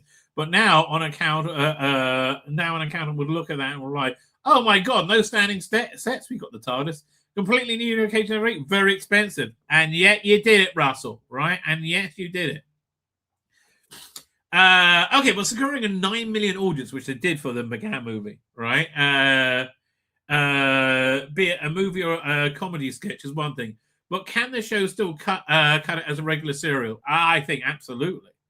Again, I'm like, they really missed the deep into what you don't want to know, mate. Deep Space Nine, mate. By the way, Dr. Alex, everybody, please congratulate Dr. Alex. He is a genuine scientist who's just got published. I don't understand what he published, right? I don't understand because I'm not a scientist, but he understands it. I'm honestly, I feel great for you, mate. I'm really, really happy. Right, so please, big muzzles off to Dr. Alex. Where are we up to? Don't like the comment. Hope you're doing it. It's not so bad. Campaign Craskell's here. So, I had a bit of beef jerky stuck in the back of my throat. Don't ask. Don't ask. Things happen. Shit happens when you party naked. That's all I'm saying. Stephen Moffat replies, well, we have to ask the fundamental question. What is Doctor Who? What demands does it supply? What audience does it serve? Now, if you might not like what I'm going to say next, grip your arms to the chair, grind your teeth, and wrap your head around this. Doctor Who is a children's program. No ifs, no buts, but definitely. Well, do I agree with him? I think it's also a children's program, right? I think it's also a children's program, but I think it's a family. It's its own little thing, right? Because I think it's got its own. It's got its own identity, but it has to work as a children's program. I will agree with him there. Right, but Sarah Jane Adventures, that was a children's program, right? It didn't have to work for adults, right? And honestly, it didn't. Sarah Jane Adventures, I don't think really worked for adults at all. But it has to work for children. He's 100% right. Right, I'll go further. I think it's the single best children's show ever made. The funniest, cleverest, sweetest, scariest, and all that's just too much fun to ever grow out of. What if I walked into when I first walked into the comic release set? So that was the only Doctor we've seen in a long time. The Rowan Atkinson, was it Curse of the Fatal Death? And I saw a police box. I felt a tremendous impulse to hug it. I don't think that was the adult part of my brain at work. By declaring it's a children's show, I don't mean it was childish or immature or unsophisticated. Though it was all these things when it felt like it. Well, that is true. I mean, the Doctor, like Tintin and Scooby-Doo, Luke Skywalker, Zorro, it's unmistakable. It's unmistakably a children's hero. For decades, many fans have become so insecure and fixated about fixated on a kids series, they've decided to believe it was a serious adult drama, and then proceeded to slag off whole eras for not being serious, adult and dramatic enough.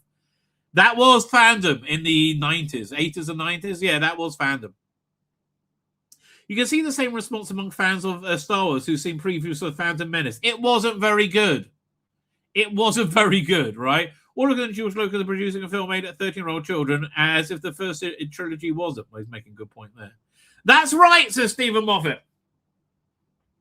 But there should be no more of this nonsense from Doctor Who fans. It's a children's show that adults like you and me, still happen to love. Yeah, it's actually a good... It's a good point he's making. It's a good point. But I hear somebody sobbing implorably. A large part of the Who audience were adults. Well, that really was in the Hinchcliffe era. I think that really came in when he was going after the college student crowd. Well, therein lies Doctor Who's special place in television. It was a handover show. It bridges the gap between kids shows of the afternoon and adult shows to come. Well, that's a very good point it's making. And again, I think the 2005 to 2017, it did that, right? It really understood that very clearly. And so far, I consider Stephen Moffat one of Doctor Who's greatest writers. I mean, I'm up there with Robert Holmes.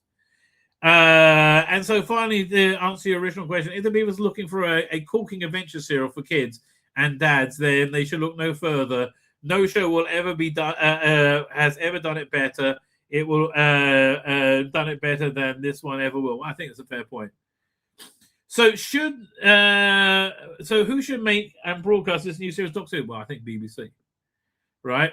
A quality independent production company obviously for BBC. And whoever wanted it, probably Channel 4. Paul, you're wrong about fucking everything. BBC with additional funds from maybe Australia or whoever's interested in buying it. Well, that's how you did it, mate, right? That's how you did it. There we go. I think it's so weird. This is before Phantom Menace came out. I think any independent production will probably find themselves in minefield of copyright problems. They managed. And wrestling with merchandise contracts they manage and ownership ideas. So you'll spend more time with lawyers than producing the show. Well, that's how shows are made now, right? They did have a team of lawyers. Having said that, I only work for a small independent, and that additional workload would swamp us. But bigger independents have huge legal departments ready to handle all sides of things. So maybe that would work. And it did. It did. The means of production don't matter, especially as ever. It's a question of whether the producer and script understand the project they're working on. A lot of people in telly are very straight. Well, not anymore. Bloody hell. And Moffat said it should be shown on BBC. The truth is, if somebody cracks the right way to resurrect the show, I very much doubt the BBC will allow anyone to broadcast it. You're absolutely right. In what format do you imagine Doctor Who will be screened in returns? Is there still a place for a 25-minute serial? What episode length or scheduling do you think? An off-season, a season of 1 or 50-minute stories, says Paul Cornell, and he's actually right there, is virtually the only way the show can be sold now. He's right. I think there's a place for it on Sunday tea time, Saturday. Work fine for it. Jodie Whittaker, they keep her in the cozy Sunday tea time slot, and she still sucks at it. Where the children's serials are, but just because it's the only place left for a program aimed at older children. Well, again, that was one of the big reasons they thought it was going to fail, right? Because it was like, well, nobody does this anymore. The big question is, and to be honest, I think one of the reasons it's never come back. Ask any two fans what fantasy Doctor Who is, and you'll get start arguments. Well, that is true, but again, you had to get one fan who knew what he was doing. I'll chuck out continuity, says Stephen Moffat. It's dull. The most continuity-led era ever, other than the shooty one. I don't care where the Doctor comes from or why he travels the universe. That was the entirety of your era, mate. Right? Saturday evenings are a lot less forgiving than they were in the 70s, but they did well, didn't they? Right? They did well. Well, it would have to be done on film. Next to no drama is made on videotape now, well, obviously. Says Ralph C. Davis. And that's just the way things are evolving. There's exceptions like Cops, but Cops is specifically pursuing gritty realism. Doctor Who would need a bit of gloss. It demands film. So also a bit of a myth that film TV is 1,000 times more expensive than single camera. Whatever, I don't know.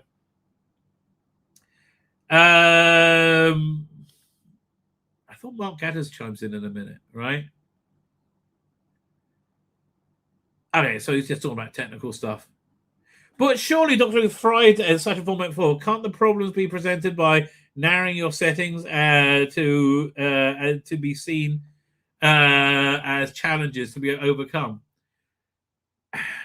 No, honestly, again, the biggest thing they lost with the 25-minute episode format was the end of the cliffhanger, right?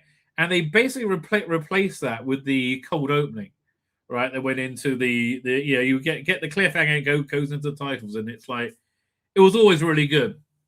Maybe you're right. Maybe Earthbound stories aren't a compromise. Maybe they're vital. I hate Earthbound stories in the terms that they're cozy unit stuff. I think, well, you did it all on the Power State, mate. Right? They just look childish now. But then thinking about it, if there was a new series and I was one of the writers, I'll keep my own adventure on Earth. I've just got a gut feeling about this, but I think if the moment the opening titles are over, you're scene 1, that's the purple planet with 3 moons and some man in a cloak making villainous death threats. The audience would just switch off. It was called the Colin Baker era. As for scheduling, follow the logic above. I don't think you can put a 15-minute drama, a 15-minute film series on during the Saturday tea time slot. Right? That slot has... Well, they didn't they? Well, no, they moved it later, like 7. has been cited history now. It would be likely weekday evenings at 8 p.m. Turned out not. Jane Trander said no. Jane Trander said no. Assuming that we have the 50-minute episode format, what would these self-contained little adventures, or would there be an ongoing story? So Mark Gaddis says self-contained adventures, I would say, but the people respond to broader story arcs, so there's no harm in that. Well, that's exactly what it did. You might have to keep the connections light and simple, more like E-Space and less like Trial of the Time Lord. Yeah, a lot less Trial of the Time, but you could do an arc storyline. And Russell Davis says exactly what he would do. I'll go for the Babylon 5 solution. Not that I ever watched it. Really, it's great. But I hear the word story arc one more time. Self-contained stories, only maybe, tying a two-parter towards the end of the first series and some ongoing plot ticking away. Bad Wolf. Torchwood, right? Which is personal, not epic. He knew his stuff. I prefer the format with the overarching emotional plot played low into the mix. Basically, the assistant fancies the doctor what they're going to do about it. Yes, again, essentially what they did. I don't think we should assume so easily that, as Stephen Moss says, that change is necessary. The thing about Doctor Who is it was perfectly designed to do what it to be what it was. It wouldn't make grand changes to the format because that format was really, really good. I'll just ensure the approach was right and targeted to the right audience. Well, you did. What aspects of the old series would survive? The TARDIS, odd hero, says Paul Cornell. Hero in an odd costume, possibly not the monsters. The monsters were vital. Nobody does rubber suits that any producer would shrink back. Yeah, well, you're wrong, mate. Oh, God. Please book theme music. Everything else will be up for grabs, says Lance Parker. He's actually right. Mark Gattis comes along and says, I think if the series came back, it would have to be with a bang. Yeah. The main problem with the TV movement was as over-reverence. That's actually true, right? It was strange when we all worry so much about the mid-Atlantic, about being a mid-Atlantic mess. There was no point trying to tell the audience about Time Lords, Daleks, the TARDIS in one breath, because there was no need. It's actually true. Continuity is a comforting thing. We all spend our youth trying to chronologize the stories. It's a basic fan instinct. But how much more wondrous would it have been if David Whittaker had opened a script submission that began, it's 6000 AD, the Earth is underwater, and not worry about the conflicting continuity? That's actually true. Throw it all up in the air. I say nothing is sacred, nothing is written. Soft reboot is what he says. The Doctor TARDIS police box, the interior, a young film assistant, the Daleks popping up every so often with new monsters. No need for Time Lords mythos. Well, they blew up Gallifrey to get rid of that. Or complex continuity. Who cares? A Coronation Street writer once told me anything that happened 6 months ago is ancient history, and he was right. He is right. Yeah, that is true. And there was nothing wrong with a bit of eccentricity, and God knows there's room for a pacifist, sexless hero. Well, no, there wasn't. He became very sexy. It's a unique selling point to keep younger viewers watching today. However, there'll be a need to do deeper emotional context to the doctor-assistant relationship. Okay, let's see what Rossi Davis has to say. He says, I think the whole of television is becoming more character-led. It would have to be more personal, more emotional, more real in that sense. And that's why he made the companion like a real character, right? I really think you couldn't get away with a shallow development show had in the past. I hate to say it, but he's absolutely right. Right, and this was, I think, his greatest contribution to Doctor Who. Right, yeah, I think he's absolutely right. Even the TV movie, with Grace Holloway, come with me. No, come with me. These shoes are perfect.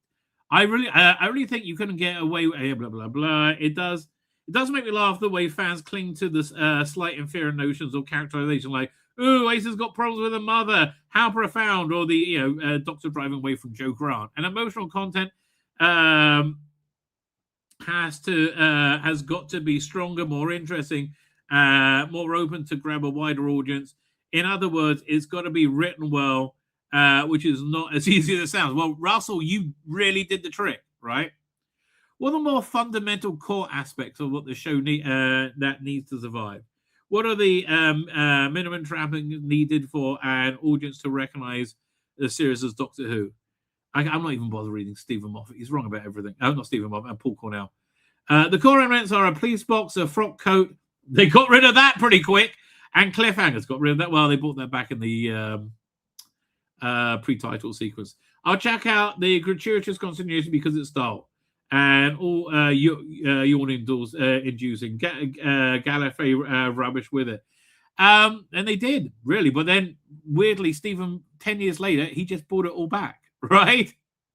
I don't care where the Doctor came from or why he travels around the universe. I just want to see what him out of those TARDIS doors and having adventures. Yeah, listen to this. What the people who make it. Pete Matique, listen to this. Right? Forget the Jodie, forget the shooting. Start over afresh. It's crucial that any new series gets the kids watching, and that's where Jodie and Shooty fell. Because I'll say it again, don't hit me. It's a children's show, yes, and maybe children's shows should have less blowjob jokes, Russell. Right? Maybe they shouldn't all be about being queer. Doctor fucking Who. Children are no respects of reputation and are bored of tradition, so keeping faith with the past will they never knew means nothing. Well, the reason they became more continuity heavy is because as the show progressed in the 2000s, right, it built up its lore again, right? People were into it. They want and they are entitled to their own hero, their own show. One other of the marvelous things about Doctor Who is its capacity to change is inbuilt. The series. It's not all about change, but capacity is inbuilt. So the new series should be... Doink. Let me zoom in. Firmly targeted at the new audience. Yeah, and largely ignore its own past. Now, you know, I'm thinking now of the Scream of the Shulker, the Paul Cornell's attempted reboot, right?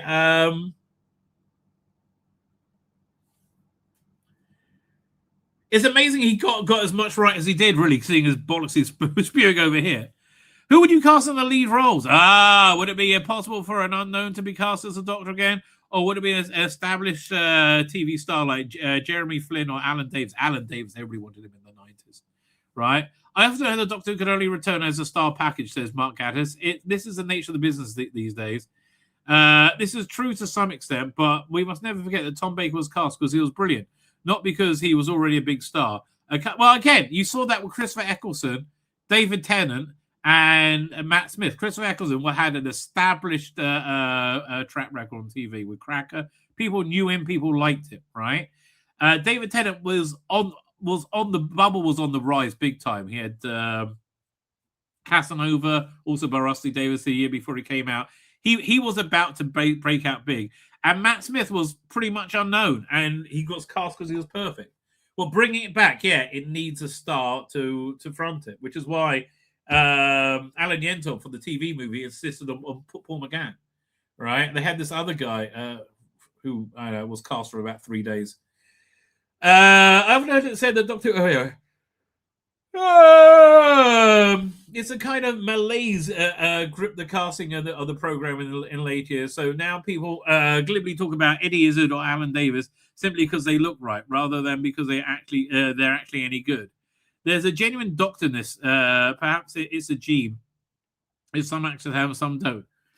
I would like to think the new production team could successfully argue for the case for David Collins, Jeffrey Baden, John Castle, and the like. Yeah, you have to get something better looking, though.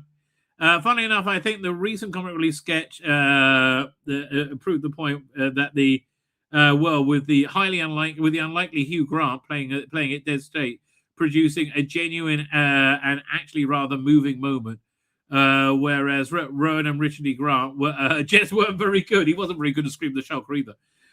So cast a woman by all means, but not why not? Because it was awful.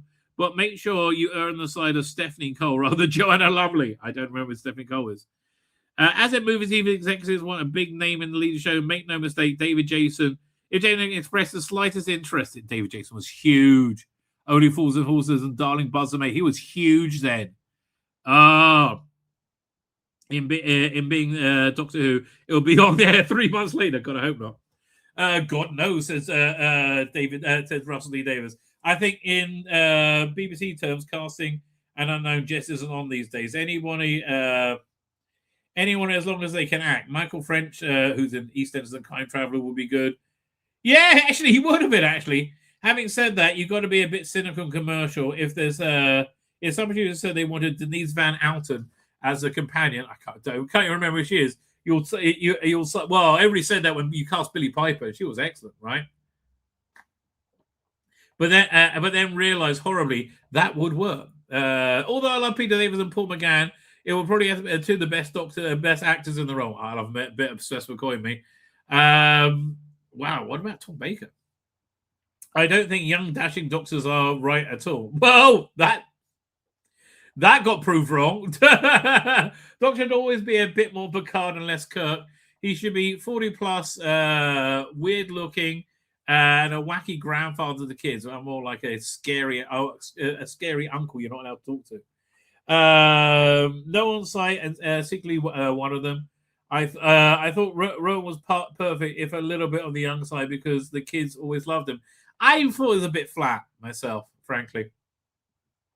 Would you be interested in working in a new series of Doctor Who if it was ever made? Well, of course. So, if so, in what role? Paul Cornell says, "I'll say yes before they finish the sentence."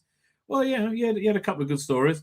Of course, I would. I'd be unable to resist. The only part I only play a vet in League of Gentlemen in order to exactly mirror Peter Davis's career and thus get the Doctor next. He would have been a good Doctor. He really would have been. Seriously, I'll be very interested if the call came out to map out a serious proposal for a new Doctor Who. Well, you were, and you actually wrote one of the best season 1 episodes. Like, really defined it. The Unquiet Dead. Either in a production capacity, screenwriter or actor, I'm hedging my bets there. We end up being all of them. I find it very difficult to see myself turning down the chance. Well, you weren't given it, says Lance Parkin. As far there are far more qualified people than me to be a script editor and producer, but I'd love to write the scripts of the series. Didn't get a look in, Lance, and you were the darling of fandom at the time with Alien Bodies. That was a great book. Russell says, "Oh, I'd love to do it, absolutely. Although it would depend on what they were doing. If the producer was a fool, and I thought they were going to do it wrong, then no, I'd rather die. Trouble is, I'm reaching the point in my career where I'm insisting on control over whatever I do. Thank you. After years of working with idiots, I don't mean that to sound megalomaniac, right? But having the co-producer's role, attending casting, appointing directors, and that kind of thing, it's not a power trip. It's just a way of looking after your own work. Yeah, and you did that. So if the BBC set up Doctor Who again with lots of writers, and if I didn't know the producer, then I'll probably just be a jobbing writer on it, which I might find difficult now. I just took myself out of it there. Well, you weren't. You were the producer. That's one of the problems with this window. Hang on 1 second. Doink. What am I up to? There we go. That's a problem with fan writers making these making their way in the industry. They are making their own way, and they're doing fabulous. It reaches the point where the return of Doctor Who, could be for them a backward step. Well, thankfully you took a step forward. Unfortunately, you did it again and took many steps back. I like to write the story for Doctor Who, Gareth, and if anybody asks me to do it, I'll that will bring in money. I'll do it. Well, yes, TV Doctor Who, I suspect, will be enormous fun to write. I've been a script editor, and I've been a script editor, and I lost my place. And it was all good, but frustrating job. You want to knock the writer's pet away and take over. Yeah, well, again, you had to run a pretty good stories. Stephen Moore said, "I'd love to write a real Who story if I couldn't resist doing it for no money at all. How could I resist doing a paid version?" So Mark Gaddis ends up by saying, "Doctor Who is a magical show, but there's nothing magical about its production. All it takes is care, competent, and commitment and talent. Didn't have that in the last few years. Just a producer as fresh as Hinchcliffe or JNT. Turned out to be Rossi Davis. Yeah, at the beginning, who wants to show that can be what can be done. Add some good writers, some great casting, and off you go. Well, that's exactly what I had, and I'll turn it into a bit of a manifesto. This will turn a bit of a manifesto, hasn't it? Oh dear, I really mustn't.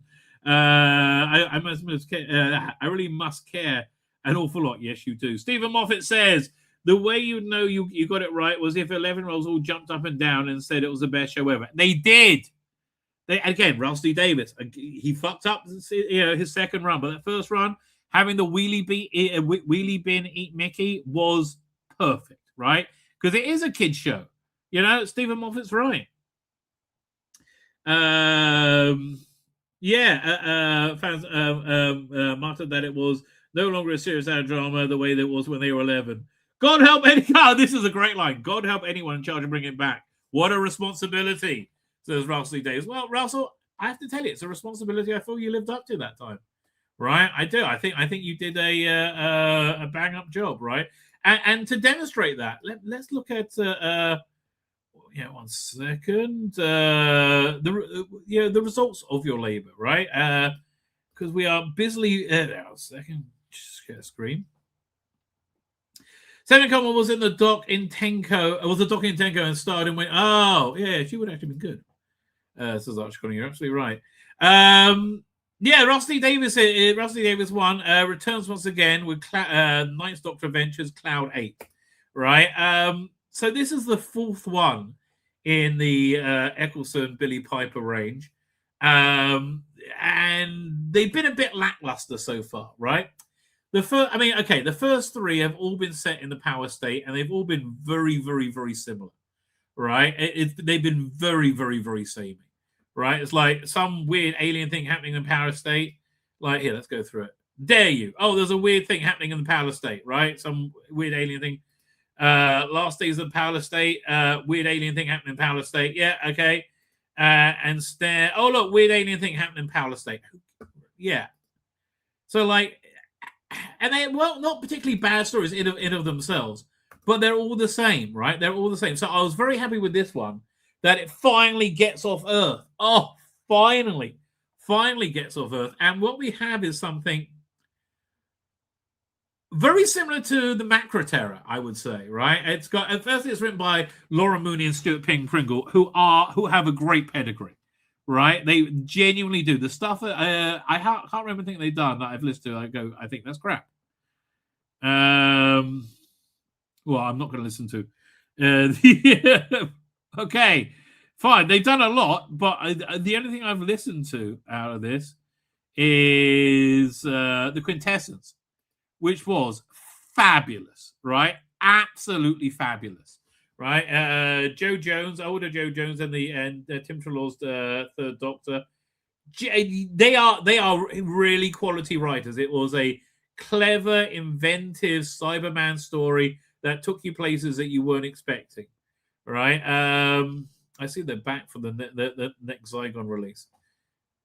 Okay, so I'm trying to think of how to explain this without spoiling it horribly. Right, so the Doctor and Rose, a nice opening scene by the way in the TARDIS, where Rose gets to choose what to do and where to go, and she's pressing different buttons on TARDIS, and her interplay with Eccleston is really good. Right, really, really, really strong, which is essentially why you're here for it, right? Because it really works, right? And so they end up in the Power State, but at least it's like 5,000 years in the future, right? It's a lot of 50,000, a long time in the future, and they find that people are all living on these orbital space stations where they have.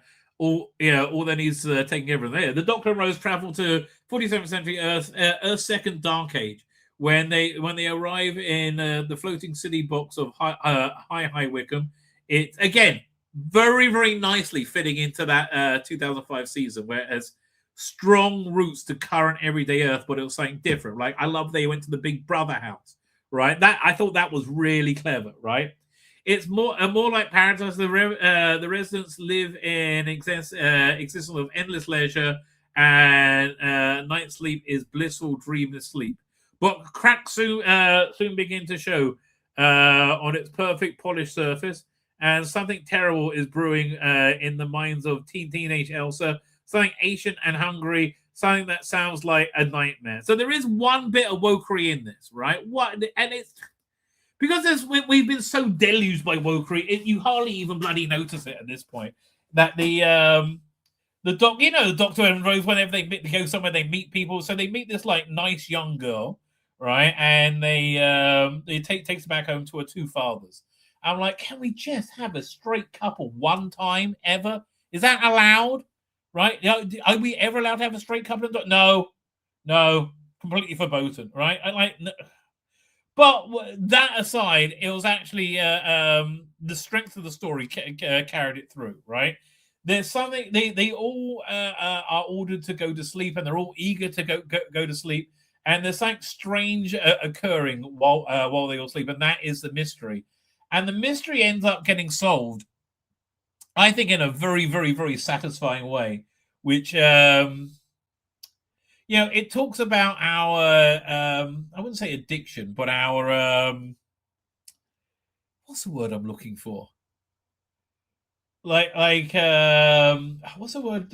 Like our cyborg-like connection to technology via social media, right? Like we are indivisibly connected to technology through social media as we experience life through it, right? And that's actually a real truism, right? I believe that's something that's actually genuinely happens, right? And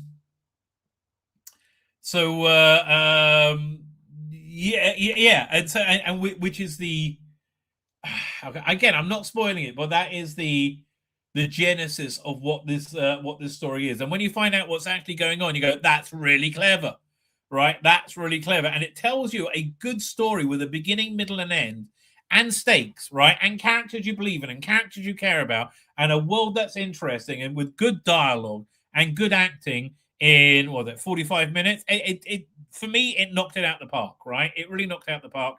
And I think one of the big reasons for that is getting off the fucking Powell estate, right? Which they just can't quit. They cannot quit the Powell bloody estate. Like, they go on forever. Do you have a video teaser of it? Yeah, let's pull up the trailer. Download. No, I forgot my download. The thing isn't working. So let's go over here. Doink.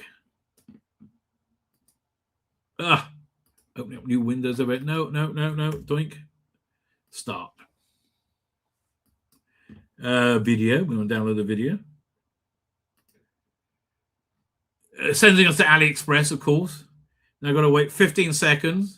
Or 10, 9, 8, 7, 6, 5, 4, 3, 2, 1. Let's see if it downloads it. Hey, look at that. Look at that. Like, share screen. Come on, video for.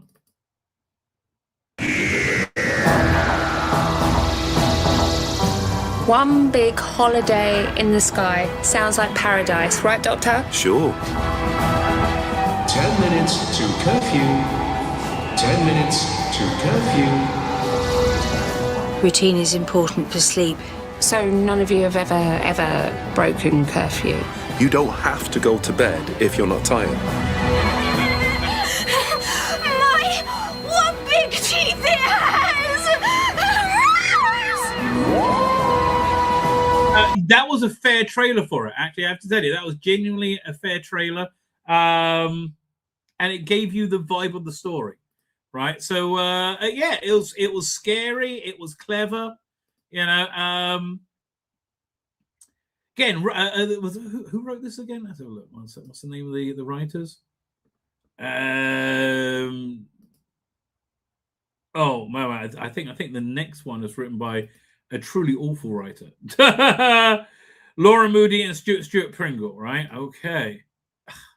Now I've lost my place. Yeah, doink. Here, let's have a look at the trailer for the next one, which I'm genuinely quite disappointed in. I'm just trying to pull it up. Doink is over here. There's more Sontarans versus Rutans with Joe Martin. What the fuck? Fine, hang on. Share screen. So this is written by Catherine Armitage. I think she's an awful writer, if I recall. Let's see what she's done. Okay, I haven't listened to any of this stuff. Oh God, did she? Wait. This is the worst release Big Finish ever put out. Literally, Gemma Arrowsmith wrote the worst one. The Catherine Armitage wasn't that bad, thank God. But you see her; she's worked on all these like mediocre releases. So again, they're back on the Powell fucking estate again. Why? You're on audio. You could go anywhere. Why are you on the Powell estate again? So, where are we? Oh, I think you know. And I give up. The TARDIS does usually take us to where we need to be. If she wants to be in London, 2006 is probably a good reason. Because there's no imagination on the writing style. Samuel Pepys, get back here now. Right, I've managed to. I mean, again, I wouldn't mind if we had some more outer space stories, right? This is totally boring. Broker a shaky peace deal between the Celts and Romans. Okay, so the estate is overrun by people from the past. How did they get here? Maybe we should ask the bloke with the time machine. So I'm a bit disappointed by this, right? Generally, I'm a bit disappointed. Parcel's broken through to the Powell. I'm just bored of the Powell fucking estate. Right, I really genuinely am. I guess that's the villain back there. Oh, it's something weird happening on the Powell estate. Well, what a shock! What a shock! Yeah, let's see who the villain is. The cast is Camille Kaduri. Okay, nobody I recognize. Right, nobody I recognize. I'm really not psyched for it at all. Right, I'm really not psyched for it at all. Speaking of things not psyched for, what is up with this? Now, last year they had a very good four-part release called Sontarans versus Rutans, right, which all tied together really, really nicely, right? And now they're doing another one with Joe Martin. Are they doing any more? So they got a second season of Sontarans versus Rutans. Yeah, there's no way I'm buying this. There's no. I don't care if it's written by John Dorney. There's no way I'm buying this. So what's the second one? Rendition. With Michael Trout and Fraser Hines. You're not getting me that way. No. Colin Baker, Nicola Bryant. Fuck off. Fuck off. I'm sorry. I'm not listening to Joe Martin, Paul McGann, India Fisher. I don't care. The first season was very good. First season was actually excellent. Right. I like they brought back interesting TARDIS crews. You had the 8th Doctor, Chris and Charlie, which you hadn't seen for a while. And then Sarah Jane Smith and Brigadier and 3rd Doctor, also very good. Charlie and Colin Baker, that was a good run for the Doctor as well. And in name only, how they finish it off? The War Doctor. So I don't know. Why? Just why? You got to ask yourself, just why? I guess the stuff must sell. I mean, do you think? Right? I think it just must sell. Big Finish is good through to 2035. We'll cover this on what day is it? On Tuesday. We'll cover it on Tuesday. I'm going to wrap up later again. I'm going to head off into the sunset. Once to breach, dear friends. I am back on Tuesday. I'm back on Tuesday, barring a flood or famine. I might come even with those, right? Who knows? Who knows? Who knows on their stream what's going to happen next? Anyway, with that, ladies and gentlemen, I'm going to hit the end broadcast, but I'm going to hit it again. Say